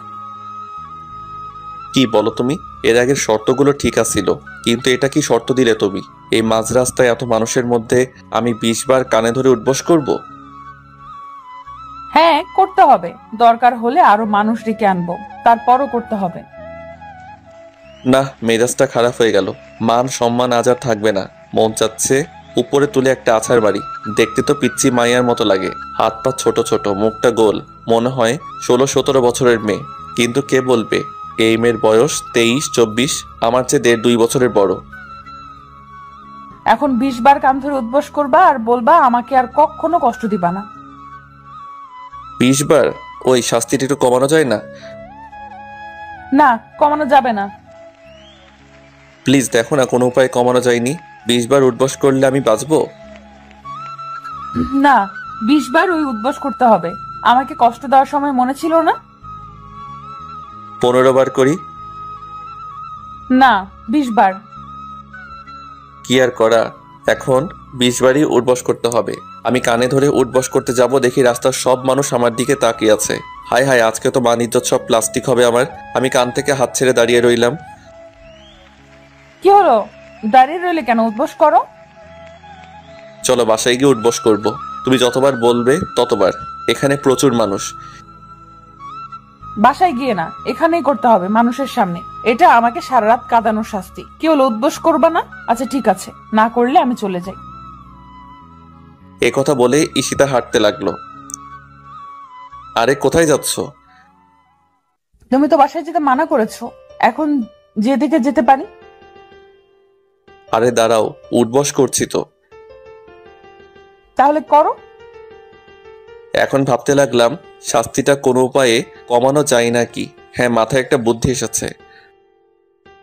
আচ্ছা, তোমাকে যদি এখান থেকে কোলে করে বাসায় নিয়ে যাই তাহলে? সত্যি নিয়ে যাবে? হ্যাঁ, নিয়ে যাব। তাহলে 5 বাদ যাও। এখন 15 বার উদ্বস করো। মাত্র 5টা? 60 কেজি ওজনের বস্তা বাসায় নিয়ে গেলে তো আমার জান যাবে আর আসবে। এত কষ্ট করব? মাত্র 5টা বাদ? কি বললে তুমি? আমি 60 কেজি? আমি বস্তা? হাই হাই, কি বলে ফেললাম। আমাকে কোলে করে বাসায় নিয়ে যেতে হবে। এখন 25 বার উদ্বস করবা। 25 বার কেন? 20 বার না বললে? এখন 25 বার উদ্বস করতে হবে। আমাকে বস্তা বললে কেন? আমি 60 কেজি? আমি মোটেও 60 কেজি না, আমি 47 কেজি। এখন চুপচাপ 25 বার উদ্বস করো। আচ্ছা ঠিক আছে, সরি, 5 বারই কমিয়ে দাও। তাহলে 20 উদ্বস করো। আবার 20 বার কেন? 15 বার হবে। তাহলে আমাকে বস্তা বললে কেন? এই জন্য 5 বেড়েছে। 20 + 5 25। এখান থেকে তুমি আমাকে কোলে নিয়ে বাসায় নিয়ে যাবে, তাহলে 5টা কমবে। 25টা থেকে 5টা চলে গেলে থাকে 20।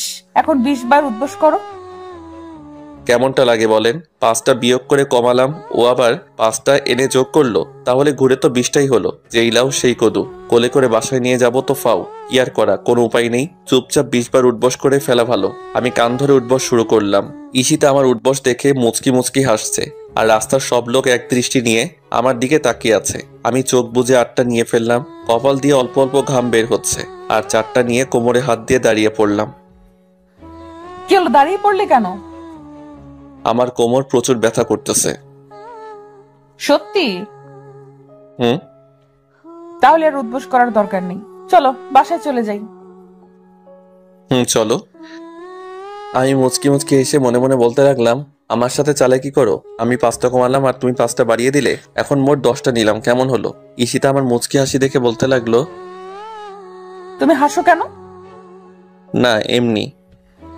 তার মানে তুমি আমাকে মিথ্যা বলেছো, তোমার কোমরে কোনো ব্যথা নাই? না আছে তো। আচ্ছা ঠিক আছে, এখন আমাকে কোলে নাও। কোমরে ব্যথা নিয়ে? তুমি কিন্তু আমাকে কথা দিয়েছো। আচ্ছা ঠিক আছে, নিচ্ছি। ঈশিতাকে কোলে নিয়ে হাঁটতে শুরু করলাম। ঈশিতা আমার কপালে বেয়ে আসা ঘামগুলো তার শাড়ির আঁচল দিয়ে মুছে দিচ্ছে। একটা মানুষ যে তার প্রিয় মানুষকে কতটুকু ভালোবাসে তার কেয়ারিং দেখে বোঝা যায়। আমি তোমাকে অনেক ভালোবাসি, তাই তো সব দিকে তোমার এত কেয়ার করি। ঈশিতা তার হাত দিয়ে আমার গলা জড়িয়ে ধরে আছে এবং পলকহীন দৃষ্টি নিয়ে আমার দিকে তাকিয়ে আছে। কি দেখো?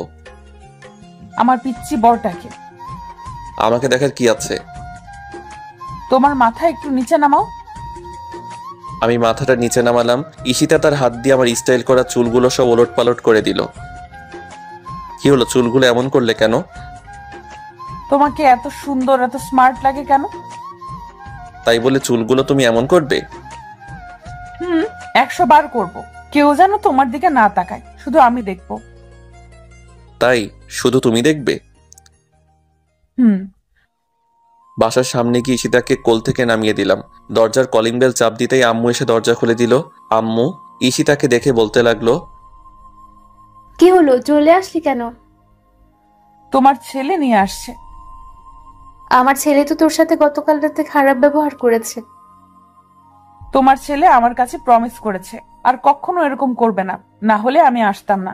ফের যদি আবার এরকম করে তাহলে একেবারে চলে যাব, আর কখনো আসবো না। না, এখন আমাকে খাবার দাও, আমার প্রচুর খিদে লেগেছে। তোমার ছেলের জন্য একদিন না খেয়েছিলাম। ঠিক আছে, তুই টেবিলে বস, আমি খাবার দিচ্ছি। না, টেবিলে বসে খাবো না, তুমি খাবার দাও, আমি রুমে নিয়ে খাবো। আম্মু ঈশিতার দিকে তাকিয়ে একটা মুচকি হাসি দিল। মার চোখ ফাঁকি দেওয়ার মতো কেউ নাই। আম্মু হয়তো বুঝে ফেলেছে ঈশিতা কি জন্য রুমে খাবার নিয়ে খাবে। আমি রুমে এসে বিছানায় শুয়ে পড়লাম। 2-3 মিনিট পর ঈশিতা খাবার প্লেট হাতে নিয়ে রুমে ঢুকলো।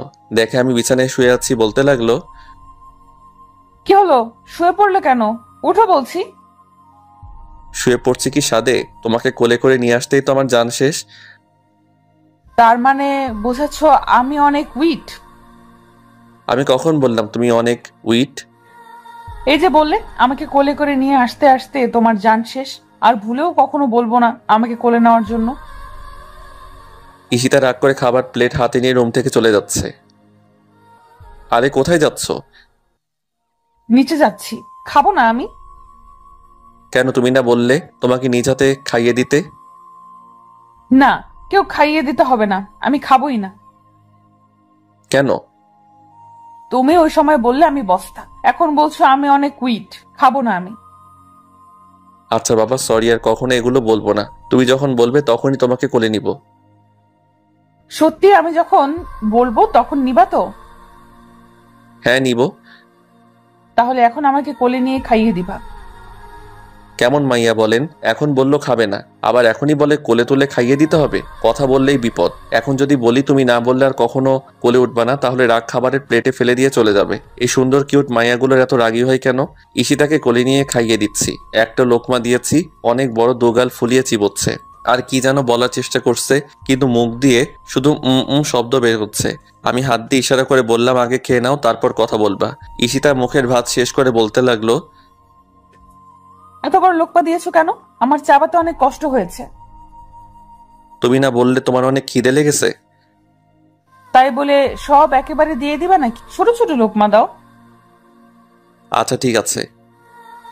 এবার ঈশিতাকে একটা ছোট লোকমা দিলাম, তারপরও দুগাল ফুলিয়ে চাবাচ্ছে। আমি জিজ্ঞাসা করলাম, এবার তো ছোট লোকমা দিলাম, তাহলে দুগাল ফুলিয়ে চাবাচ্ছ কেন? একটা ঢোক গিলে বলতে লাগলাম, এটা আমার ছোটবেলার অভ্যাস। আমি ঈশিতার খাবারের স্টাইল দেখে আমার হাসি উঠে গেল। ঈশিতার কাছে পিচ্চি বাচ্চারাও হার মানবে। বাচ্চারা মনে হয় এই সিস্টেমে খাবার খায় না। ঈশিতাকে খাবার খাওয়ানো শেষ করতেই দেরি, আম্মু ডাক দিতে দেরি নয়। একটু রোমান্স করবো সেই সুযোগটা পেলাম না। আমি গোসল দিয়ে মসজিদে নামাজ পড়তে চলে গেলাম। নামাজ শেষ করে মসজিদে কিছুক্ষণ কোরআন তেলাওয়াত করে তারপর বাসায় আসলাম। বাসায় এসে দেখি টেবিলে খাবার রেডি, সবাই মিলে খাওয়া দাওয়া করলাম। ঈশিতা আগে উঠে চলে গেল। আমি আব্বুর সাথে একটা বিষয় নিয়ে কথা বলতেছি। আব্বুর সাথে কথা বলা শেষ করে আমি আমার রুমের দিকে পা বাড়ালাম। রুমে ঢুকে দেখি ঈশিতা ড্রেসিং এর আয়নার সামনে বসে চুল আঁচড়াচ্ছে। আমি দরজাটা লাগাতে গিয়ে দরজাটা একটু জোরে আওয়াজ হলো। ঈশিতা হকচকিয়ে বলল, কে? ঈশিতা এত জোরে কে বলছে? আমি একটু ভয় পেয়ে গেলাম। এমন তার চেয়ে আমি দেখি নাই। এ বাসায় আব্বু আম্মু আমি আর ঈশিতা ছাড়া কেউ নাই। তাহলে রুমে কে আসবে? ঈশিতা আমার দিকে তাকিয়ে আছে। আমিও এক দৃষ্টি নিয়ে ঈশিতার দিকে তাকিয়ে ওকে খুব সুন্দর লাগছে। আমি একটু মজা নেওয়ার জন্য সিনেমায় অ্যাক্টিং শুরু করলাম। দেখি ঈশিতা কি করে। হাই সুন্দরী, তুমি আমাকে চিনো না? আমি কে? কিছুদিন আগে সবার সামনে তুমি আমার গালে থাপ্পড় দিয়েছিলে। আমি আজ তার প্রতিশোধ নেব। এই নির্জন বাসায় তোমাকে একা পেয়েছি। আজ কেউই তোমাকে আমার হাত থেকে রক্ষা করতে পারবে না। হা হা হা হা। আমি তোদের মতো সন্ত্রাসীকে ভয় পাই না। তাই নাকি সুন্দরী? আজ তোমাকে দেখাবো ভয় কত প্রকার ও কি কি। এ কথা বলে আমি ঈশিতার দিকে এগিয়ে যেতে লাগলাম। ঈশিতা বলতে শুরু করলো, প্লিজ আপনি আমার কাছে আসবেন না। আমি কিন্তু চিৎকার করব, লোক ডাকবো। হাই হাই, এই তো দেখি অ্যাক্টিং এ আমার ওস্তাদ। হা হা হা। চিৎকার করে কোনো লাভ হবে না সুন্দরী। তোমার চিৎকার শুনে কেউ আসবে না। তাই চুপচাপ বসে থাকো আর আমার লীলা খেলা দেখতে থাকো। আমি ঈশিতার দিকে এগিয়ে যেতে লাগলাম। ঈশিতা বলতে লাগলো, তুই আমার কাছে আসবি না শয়তান। তুই আমার স্বামীকে চিনিস না। আমার স্বামী যদি একবার জানতে পারে তাহলে তোকে জ্যান্ত মাটিতে দিয়ে ফেলবে। তাই নাকি? ডাক তোর স্বামীকে। ঈশিতা চোখ বুজে ফারাবি বলে একটা ডাক দিল। সাথে সাথে আমি অ্যাক্টিং ছেড়ে দিয়ে হাতের ডেনাটা একটু উপরে তুললাম। চুলগুলো হাত দিয়ে নাড়া দিয়ে ঈশিতার সামনে গিয়ে বললাম, কি হয়েছে ঈশিতা? এত জোরে চিৎকার করলে কেন? একটা গুন্ডা এসেছিল। কোথায়? তুমি আসার পরে চলে গেছে। তাই? হুম। দুজনেই জোরে হেসে উঠলাম। ঈশিতাকে ড্রেসিং এর আয়নার সামনে থেকে কোলে তুলে নিলাম। তারপর বিছানার দিকে এগিয়ে যেতে লাগলাম। ঈশিতা তার হাত দিয়ে আমার গলা জড়িয়ে ধরেছে। বিছানার কাছে নিয়ে ওকে শুইয়ে দিলাম। ঈশিতা চোখ বন্ধ করে জোরে জোরে নিঃশ্বাস নিতে লাগলো। আমি ঈশিতার সেই নিঃশ্বাসের আওয়াজ স্পষ্ট শুনতে পারছি। আমি আস্তে আস্তে ঈশিতার গোলাপি ঠোঁট জোড়ার দিকে এগিয়ে যাচ্ছি। ঈশিতার বুক খুব দ্রুত ওঠানামা করছে। আমি যখন ঈশিতার ঠোঁট জোড়াগুলো নিজের আয়ত্তে নিয়ে নেব এমন সময় ঈশিতার দিকে তাকালাম।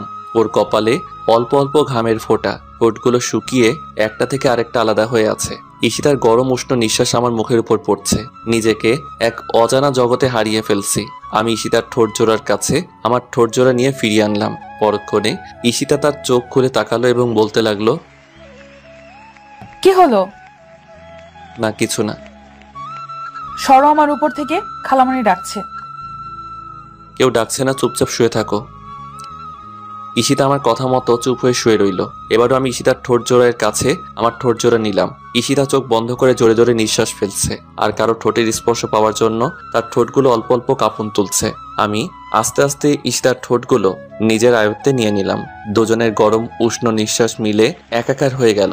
ঈশিতা তার হাত দিয়ে আমার চুল খামচে ধরেছে। কতক্ষণ পর্যন্ত দুজন বিভোর হয়েছিলাম ভালোবাসার মধুময় ফিলিংসে বলতে পারবো না। কিছুক্ষণ পর ঈশিতা আমাকে ধাক্কা দিয়ে নিচে ফেলে আমার বুকে এসে শুয়ে পড়ল এবং জোরে জোরে হাঁপাতে লাগলো। আমি বড় বড় কয়েকটা নিঃশ্বাস নিয়ে ঈশিতাকে বললাম, এখন ওঠো, আমার একটু বাইরে যেতে হবে।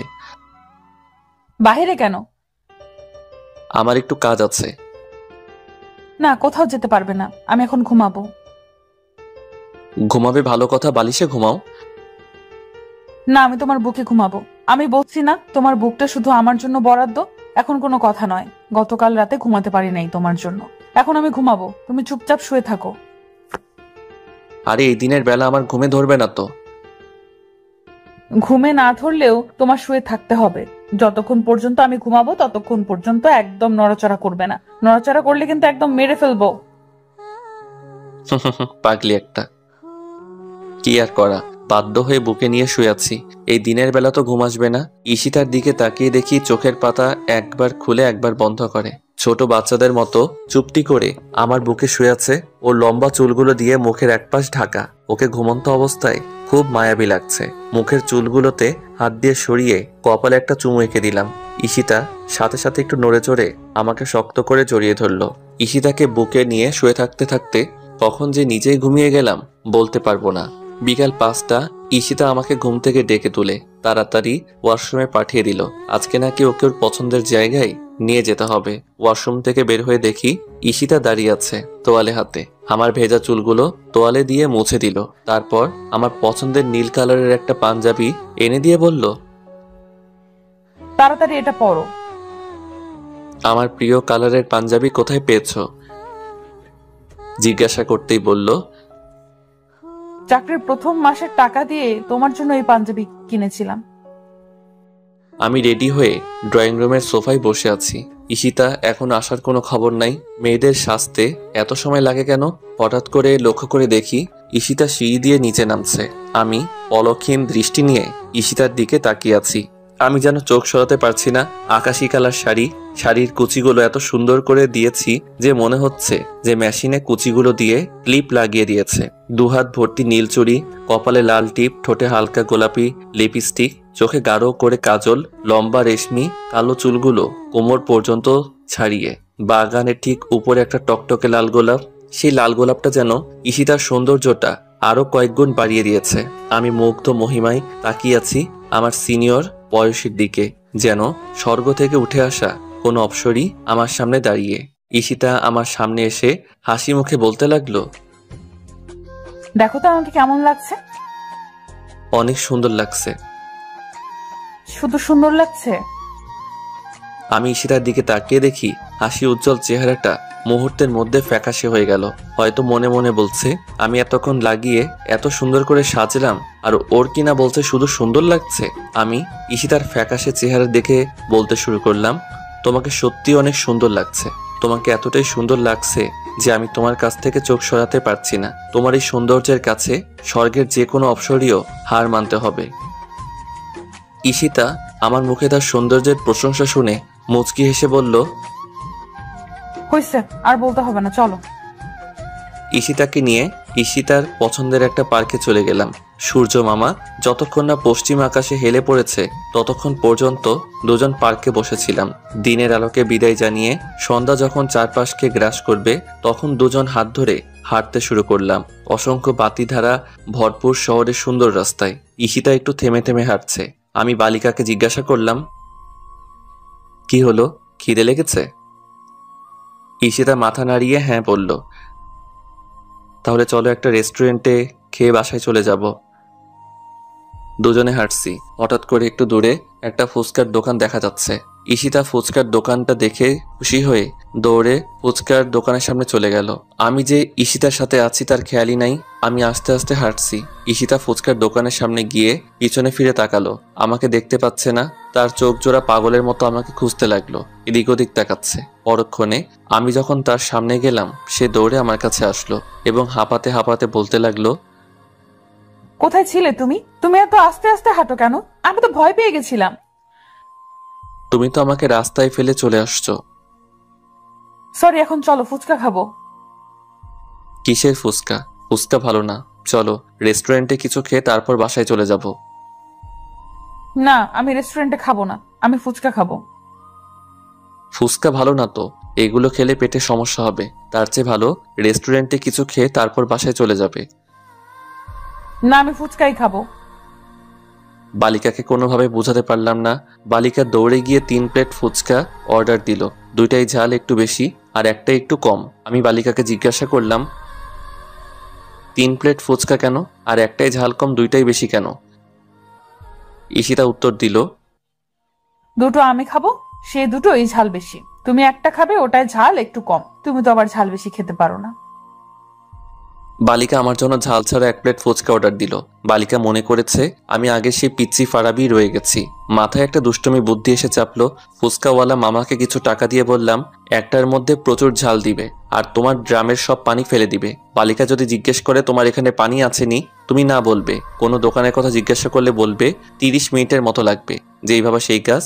ফুচকাওয়ালা মামা 1 প্লেট ফুচকা প্রচুর ঝাল দিয়ে আমাকে দিল, আর ঈশিতাকে 2 প্লেট। আমি ফুচকা মুখে দিয়ে দেখে আসলেই প্রচুর ঝাল দিয়েছে। ঈশিতা আমার দিকে না তাকিয়ে চোখ বুজে খাওয়া শুরু করেছে। বালিকা কিছুক্ষণের ভিতরে 1 প্লেট ফুচকা শেষ করে ফেললো। আমি ঝালের কারণে অল্প অল্প মুখে দিচ্ছি। ঈশিতা আরেক প্লেট ফুচকা প্রায় শেষের দিকে। তখন আমি ঝালের কারণে চেঁচিয়ে উঠলাম, সত্যি আমার অনেক ঝাল লেগেছে। ঝালের কারণে চোখ দিয়ে পানি চলে আসছে। ঈশিতা বলতে লাগলো, কি হয়েছে? আমার প্রচুর ঝাল লেগেছে। তোমার এটাই তো ঝাল দেয় না? ঝাল না দিলে কি আমি স্বাদে চিল্লাচ্ছি? ঈশিতা আমার দিকে লক্ষ্য করে দেখে আসলে ঝালের কারণে আমার চেহারা পুরো লাল হয়ে গিয়েছে, চোখ দিয়ে পানি পড়ছে। ঈশিতা ফুচকার প্লেটটা রেখে তাড়াতাড়ি ফুচকাওয়ালা মামার কাছে গিয়ে বলতে লাগলো, তাড়াতাড়ি পানি দেন। পানি তো নাই ম্যাডাম। কি বলছেন আপনি? আপনাকে না না করেছি ওর এটার মধ্যে ঝাল না দেওয়ার জন্য? আপনি ঝাল দিলেন কেন ওইটায়? ম্যাডাম ভুলে ঝাল পড়ে গেছে। এদিকে আমি ঝালের কারণে চিল্লিয়ে যাচ্ছি। ঈশিতা দৌড়ে আমার কাছে এসে বলল, ঝাল কি বেশি লেগেছে? আমি ঈশিতার কথার কোনো জবাব দিচ্ছি না। চোখ দিয়ে অজর ধারায় পানি পড়ছে। এখন কি করব আমি? এখানে তো পানিও নেই। কিছু একটা করো প্লিজ, তাড়াতাড়ি। আমি ঝালের কারণে মরে যাচ্ছি। হায় আল্লাহ, এখন আমি কি করব? কি জন্য আমি ফুচকা খেতে এসেছিলাম? ওই ফুচকাওয়ালা ব্যাটার জন্য এই অবস্থা। ঈশিতা পানির জন্য দৌড়াদৌড়ি শুরু করে দিল। ফুচকাওয়ালা মামার কাছে আবারও গিয়ে বলল, প্লিজ একটু পানির ব্যবস্থা করেন না। ম্যাডাম আমি পানি কোথা থেকে আনবো? আপনি ফুচকা বিক্রি করেন, আপনার কাছে পানি থাকে না? আপনি ওকে ঝাল দিয়েছেন কেন? ঈশিতা ঘুরে আমার দিকে তাকালো। আমার অবস্থা খুবই খারাপ। পরক্ষণে আবার ফুচকাওয়ালা মামাকে বলতে লাগলো, আশেপাশে কোনো দোকান নাই? না ম্যাডাম, দোকান তো অনেক দূরে, প্রায় 30 মিনিট লাগবে। কি বলছেন আপনি? ও তো এখন ঝালের কারণে মারা যাবে। ওর যদি কিছু একটা হয়ে যায় আপনাকে আমি ছাড়বো না। আমি ঈশিতাকে ডাকতে লাগলাম। ঈশিতা দৌড়ে আমার কাছে এলো। কি হলো, পানির ব্যবস্থা করতে পারলেন না? কোথাও পানি নাই। দোকানে যেতে এখান থেকে 30 মিনিট লাগবে। এখন আমি কি করব? কিছু একটা করো প্লিজ। ঈশিতা কি করবে বুঝতে পারছে না। দিশেহারা হয়ে গেল।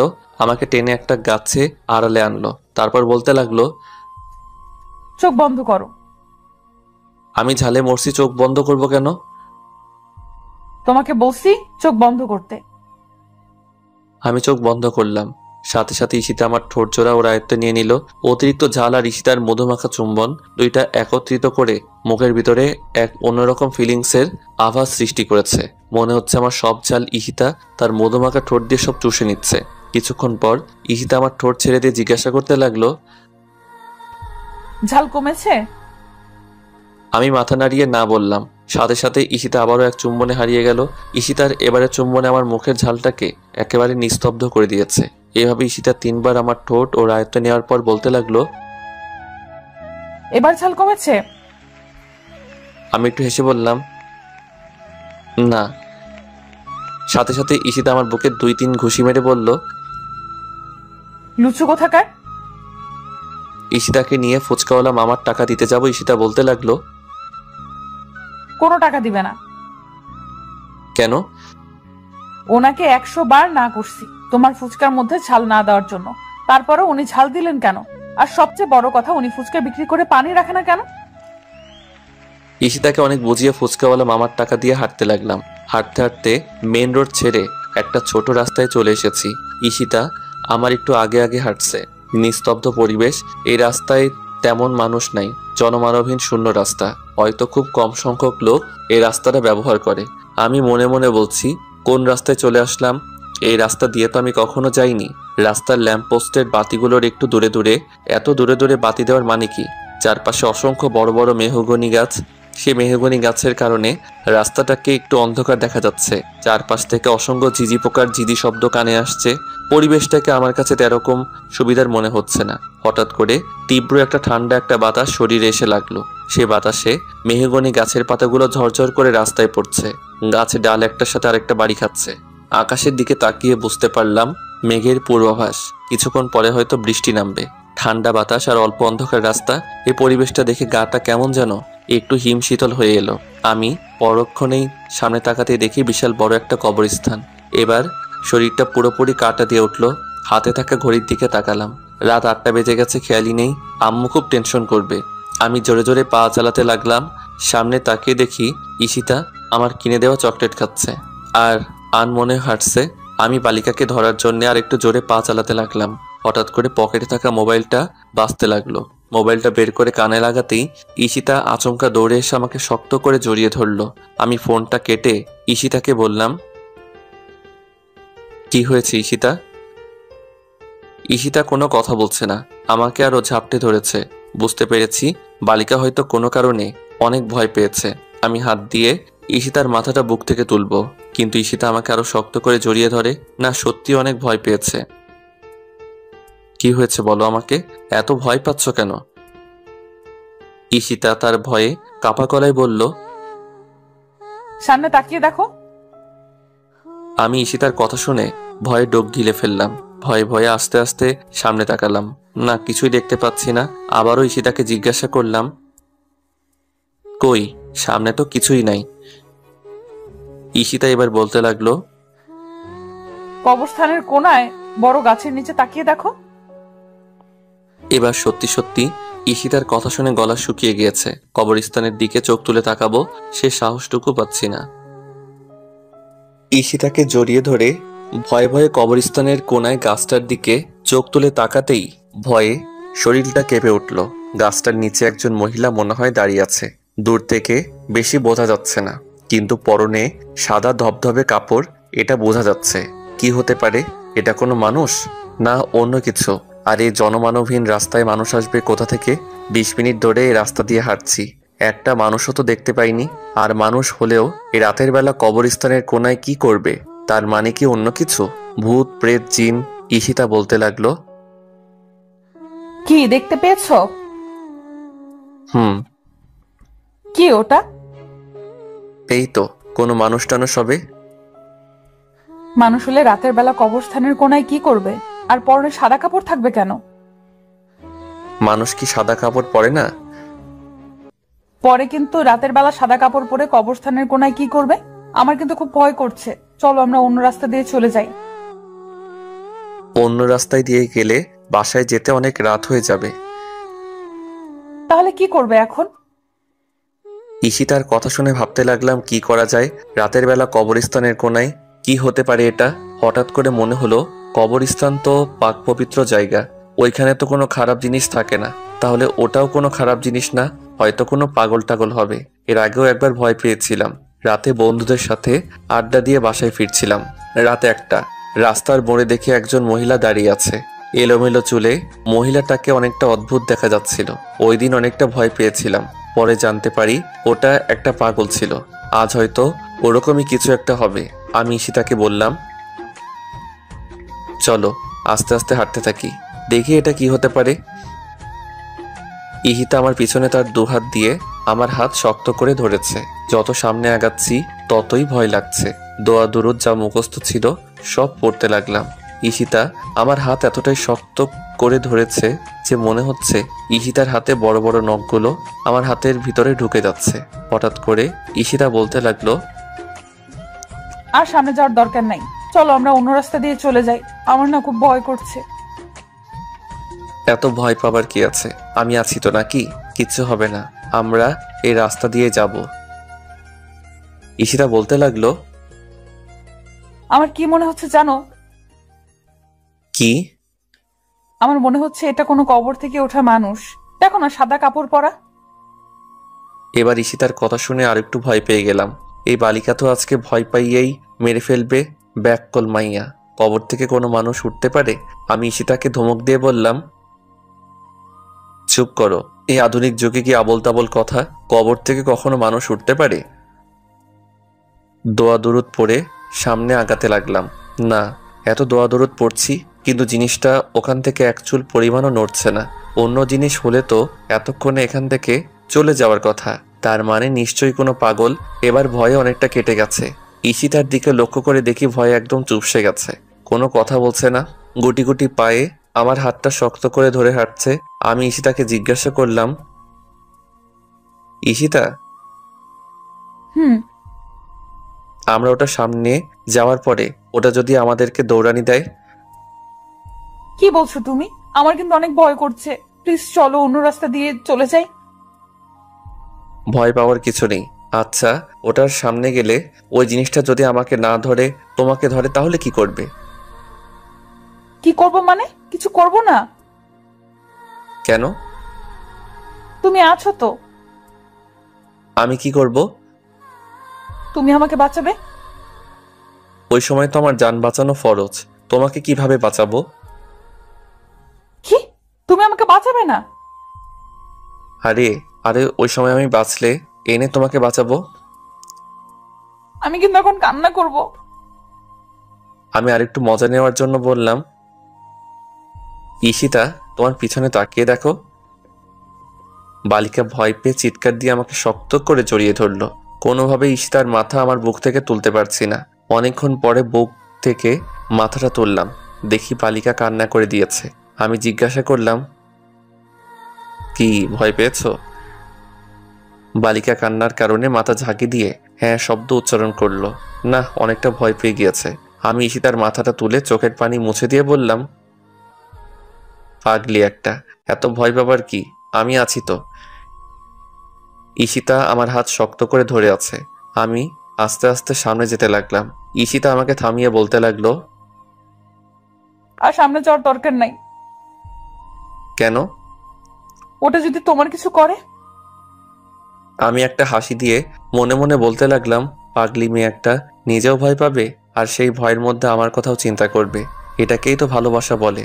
নিজে বিপদে থেকেও সেই বিপদের মুহূর্তে প্রিয় মানুষটির কথা চিন্তা করে। আমি ঈশিতাকে বললাম, কিচ্ছু করবে না আমার, চলো। ঈশিতাকে নিয়ে ওই জিনিসটার কাছাকাছি চলে গেলাম। হ্যাঁ, স্পষ্ট দেখতে পাচ্ছি একজন মহিলা দাঁড়িয়ে আছে সাদা শাড়ি পরে। কিন্তু একজন মহিলা এত রাতে কবরস্থান কোনায় কি করে? হঠাৎ করে লক্ষ্য করলাম মহিলা কি যেন বলছে। মহিলার কথা শোনার জন্য আর একটু সামনে এগিয়ে গেলাম। সামনে গিয়ে পুরোপুরিভাবে বুঝতে পারলাম আমি যা ভেবেছিলাম তাই। একজন পাগল মুখ দিয়ে কি আবল তাবল বিলাপ করছে। ঈশিতাকে নিয়ে দ্রুত কবরস্থানের জায়গা ওভারটেক করে সামনে চলে আসলাম। কিছুক্ষণ হাঁটার পরে দেখতে পেলাম গাড়ি ঘোড়া চলছে, দোকানপাটও আছে। এর ভিতরে গুড়ি গুড়ি বৃষ্টি পড়া শুরু হয়েছে। তাড়াতাড়ি বাসায় যেতে হবে। একটা রিক্সা ঠিক করলাম। রিক্সায় উঠতে যাব এমন সময় পকেটে থাকা মোবাইলটা বাজতে লাগলো। আম্মু ফোন দিয়েছে। হ্যাঁ আম্মু বলো। কোথায় তোরা? এই তো আম্মু, রাস্তায়। রাস্তায় কি করিস? বৃষ্টি আসতেছে, দেখতে পাচ্ছিস না? তাড়াতাড়ি বাসায় আয়। একদম কিন্তু বৃষ্টিতে ভিজবে না, তোর কিন্তু অল্প বৃষ্টিতে ভিজলে জ্বর চলে আসে। আচ্ছা ঠিক আছে, আসতেছি আমরা। ঈশিতা কোথায়? ঈশিতার কাছে ফোনটা দেয়। আমি ফোনটা ঈশিতার কাছে দিলাম। ঈশিতা কিছুক্ষণ আম্মুর সাথে কথা বলে ফোনটা রেখে দিল। আম্মু ঈশিতার কাছে কি বলছে কে জানে। একটা রিক্সা ঠিক করে রিক্সায় উঠতে যাব এমন সময় ঝুম বৃষ্টি পড়তে শুরু করলো। তাড়াতাড়ি রিক্সায় উঠে ঈশিতা রিক্সার হুডটা টান দিয়ে তুললো। বৃষ্টির মধ্যে রিক্সা চলতে শুরু করলো। রিক্সাওয়ালা মামা একটা পলিথিন কাগজ আমাদের পায়ের কাছে দিল যেন ভিজে না যায়। ঈশিতা আমার দিকে তাকিয়ে দেখে ঝুম বৃষ্টির কারণে আমার মাথা প্রায় ভিজে যাচ্ছে। ঈশিতা জানে যে আমি অল্প বৃষ্টিতে ভিজলে আমার জ্বর চলে আসে, তাই ঈশিতা তাড়াতাড়ি পায়ের কাছ থেকে পলিথিন কাগজটা তুলে আমার মাথায় ধরলো। আমি ঈশিতার দিকে তাকিয়ে হাত দিয়ে কাগজটা ধরলাম। বৃষ্টি বেড়েই চলেছে। মাথার উপরে কাগজ দেওয়ার পরেও বৃষ্টির ফোঁটা এসে গায়ে পড়ছে। প্রায় ভিজেই যাচ্ছি। ঈশিতা আমার দিকে তাকিয়ে তার শাড়ির আঁচলটা দিয়ে আমাকে সম্পূর্ণভাবে ঢেকে নিল। আমি ঈশিতার এত কেয়ার দেখে ঈশিতার দিকে এক দৃষ্টি দিয়ে তাকালাম। ঈশিতা প্রায় বৃষ্টিতে ভিজে গেছে, কিন্তু ঈশিতার সেদিকে কোনো খেয়াল নাই। আমি ভিজে যাচ্ছি সেই দিকেই তার খেয়াল। তাই তো কাগজের পরেও তার শাড়ির আঁচলটা আমার মাথার উপর ধরেছে। আমি ঈশিতার দিকে তাকিয়ে থাকতে দেখে ঈশিতা বলতে লাগলো, কি দেখো এভাবে তাকিয়ে? আমার সিনিয়র বউটাকে দেখি। এত দেখতে হবে না, এমনি বৃষ্টিতে ভিজে যাচ্ছ, চুপ করে বসে থাকো। আমি একটা মুচকি হাসি দিয়ে ঈশিতার বৃষ্টিতে ভিজে যাওয়া হাতটা শক্ত করে ধরলাম। প্রায় 10-15 মিনিট পরে বাসার কাছে পৌঁছে গেলাম। রিক্সা থেকে নেমে বাসার ভিতরে ঢুকতে ঢুকতে প্রায় অনেকটা ভিজে গেছি। ঈশিতা তাড়াতাড়ি রুম থেকে একটা তোয়ালে আমার হাতে দিল। আমি মাথাটা মুছে ড্রয়িং রুমের সোফায় বসলাম। ঈশিতা কাপড় চেঞ্জ করতে রুমে চলে গেল।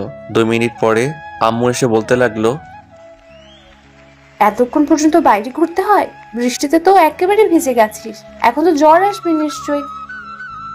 কিচ্ছু হবে না আম্মু, আমার প্রচন্ড খিদে লেগেছে, খাবার দাও। আচ্ছা ঠিক আছে, দিচ্ছি। ঈশিতাকে ডাক। 5 মিনিট পর ঈশিতা কাপড় চেঞ্জ করে নিচে আসলো। সবাই মিলে খাওয়া দাওয়া করে কিছুক্ষণ আড্ডা দিলাম। তারপর ঈশিতা রুমে চলে গেল আর আমি ড্রয়িং রুমের সোফায় বসে একটা হিন্দি মুভি দেখতে লাগলাম। রাত 10টা। আমি আস্তে আস্তে রুমের দিকে যাচ্ছি। রুমের দরজাটা হালকা ধাক্কা দিতেই খুলে গেল।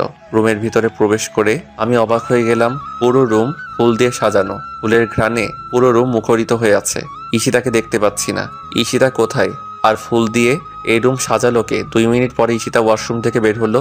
আমি ঈশিতার দিকে তাকিয়ে দেখি একটা আকাশি কালার শাড়ি পরা আছে, মাথায় হিজাব দেওয়া। ঈশিতা আমাকে দেখে বলতে লাগলো, এতক্ষণে নিচ থেকে আসলে, না আসলেই পারতে, আজকে ড্রয়িং রুমে ঘুমিয়ে থাকতা। আমি ঈশিতার কথা শুনে ঈশিতার একদম কাছে গেলাম। তারপর বললাম, কি ব্যাপার, রুম এভাবে ফুল দিয়ে সাজিয়েছে কে? আমি। কেন? কারণ আছে।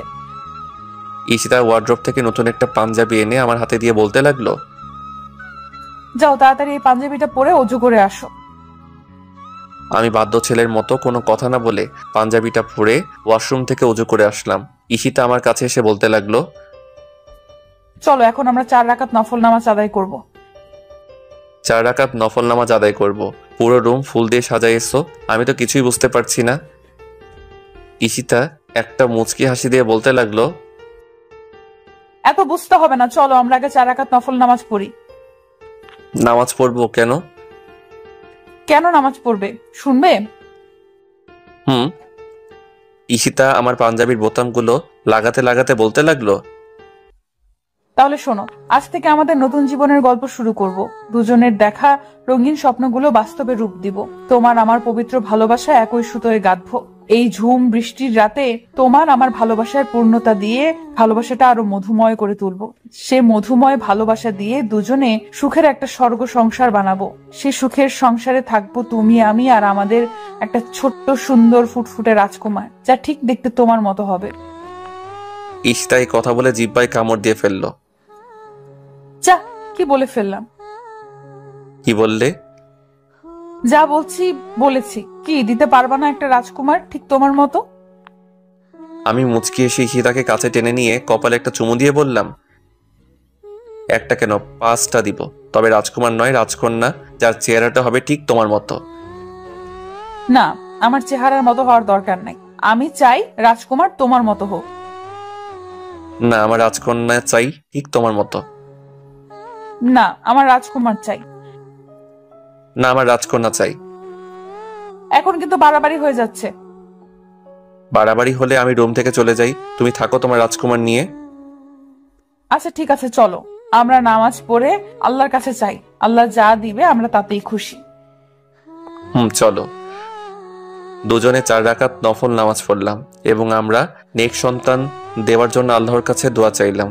নামাজ শেষ করে আমি ঈশিতাকে কোলে তুলে নিয়ে আস্তে আস্তে বিছানার দিকে এগিয়ে যেতে লাগলাম। আজ এই ঝুম বৃষ্টির রাতে আমাদের ভালোবাসা পাবে পূর্ণতা, হবে দুটো দেহের মধুর মিলন। হারিয়ে যাবো আজ সুখের এক স্বর্গ রাজ্যে। আজ ইচ্ছে ডানা মেলে উড়ে বেড়াবো ওই দূর নীল আকাশে। রংধনুর 7 রঙে রাঙাবে আজ আমাদের জীবন। ভালোবাসার ছোট নৌকায় পাল তুলে পাড়ি দিব ওই দূর মহাসাগর। আজকের পর থেকে আমার জীবন নতুন এক অধ্যায়ের সূচনা হবে। প্রেমের নতুন একটা গল্প শুরু হবে। সেই প্রেমের নতুন গল্পের ভিতরে থাকবে রাগ, অভিমান, ঝগড়া, খুনসুটি, আর অফুরন্ত ভালোবাসা, অটুট বিশ্বাস, আর 2 চোখে দেখা হাজারো রঙিন স্বপ্ন। যতদিন থাকবো ক্ষণিকের এই দুনিয়াতে, কষ্ট নামের কোনো ঝড়ো হওয়া যেন না আসে আমাদের এই অফুরন্ত ভালোবাসার বন্ধনে। বেঁচে থাকুক পৃথিবীতে এরকম পবিত্র ও সত্যিকারের ভালোবাসাগুলো, আর অচিরেই সেই দূর দেশে হারিয়ে যাক ভালোবাসা নামের মিথ্যে অভিনয়গুলো।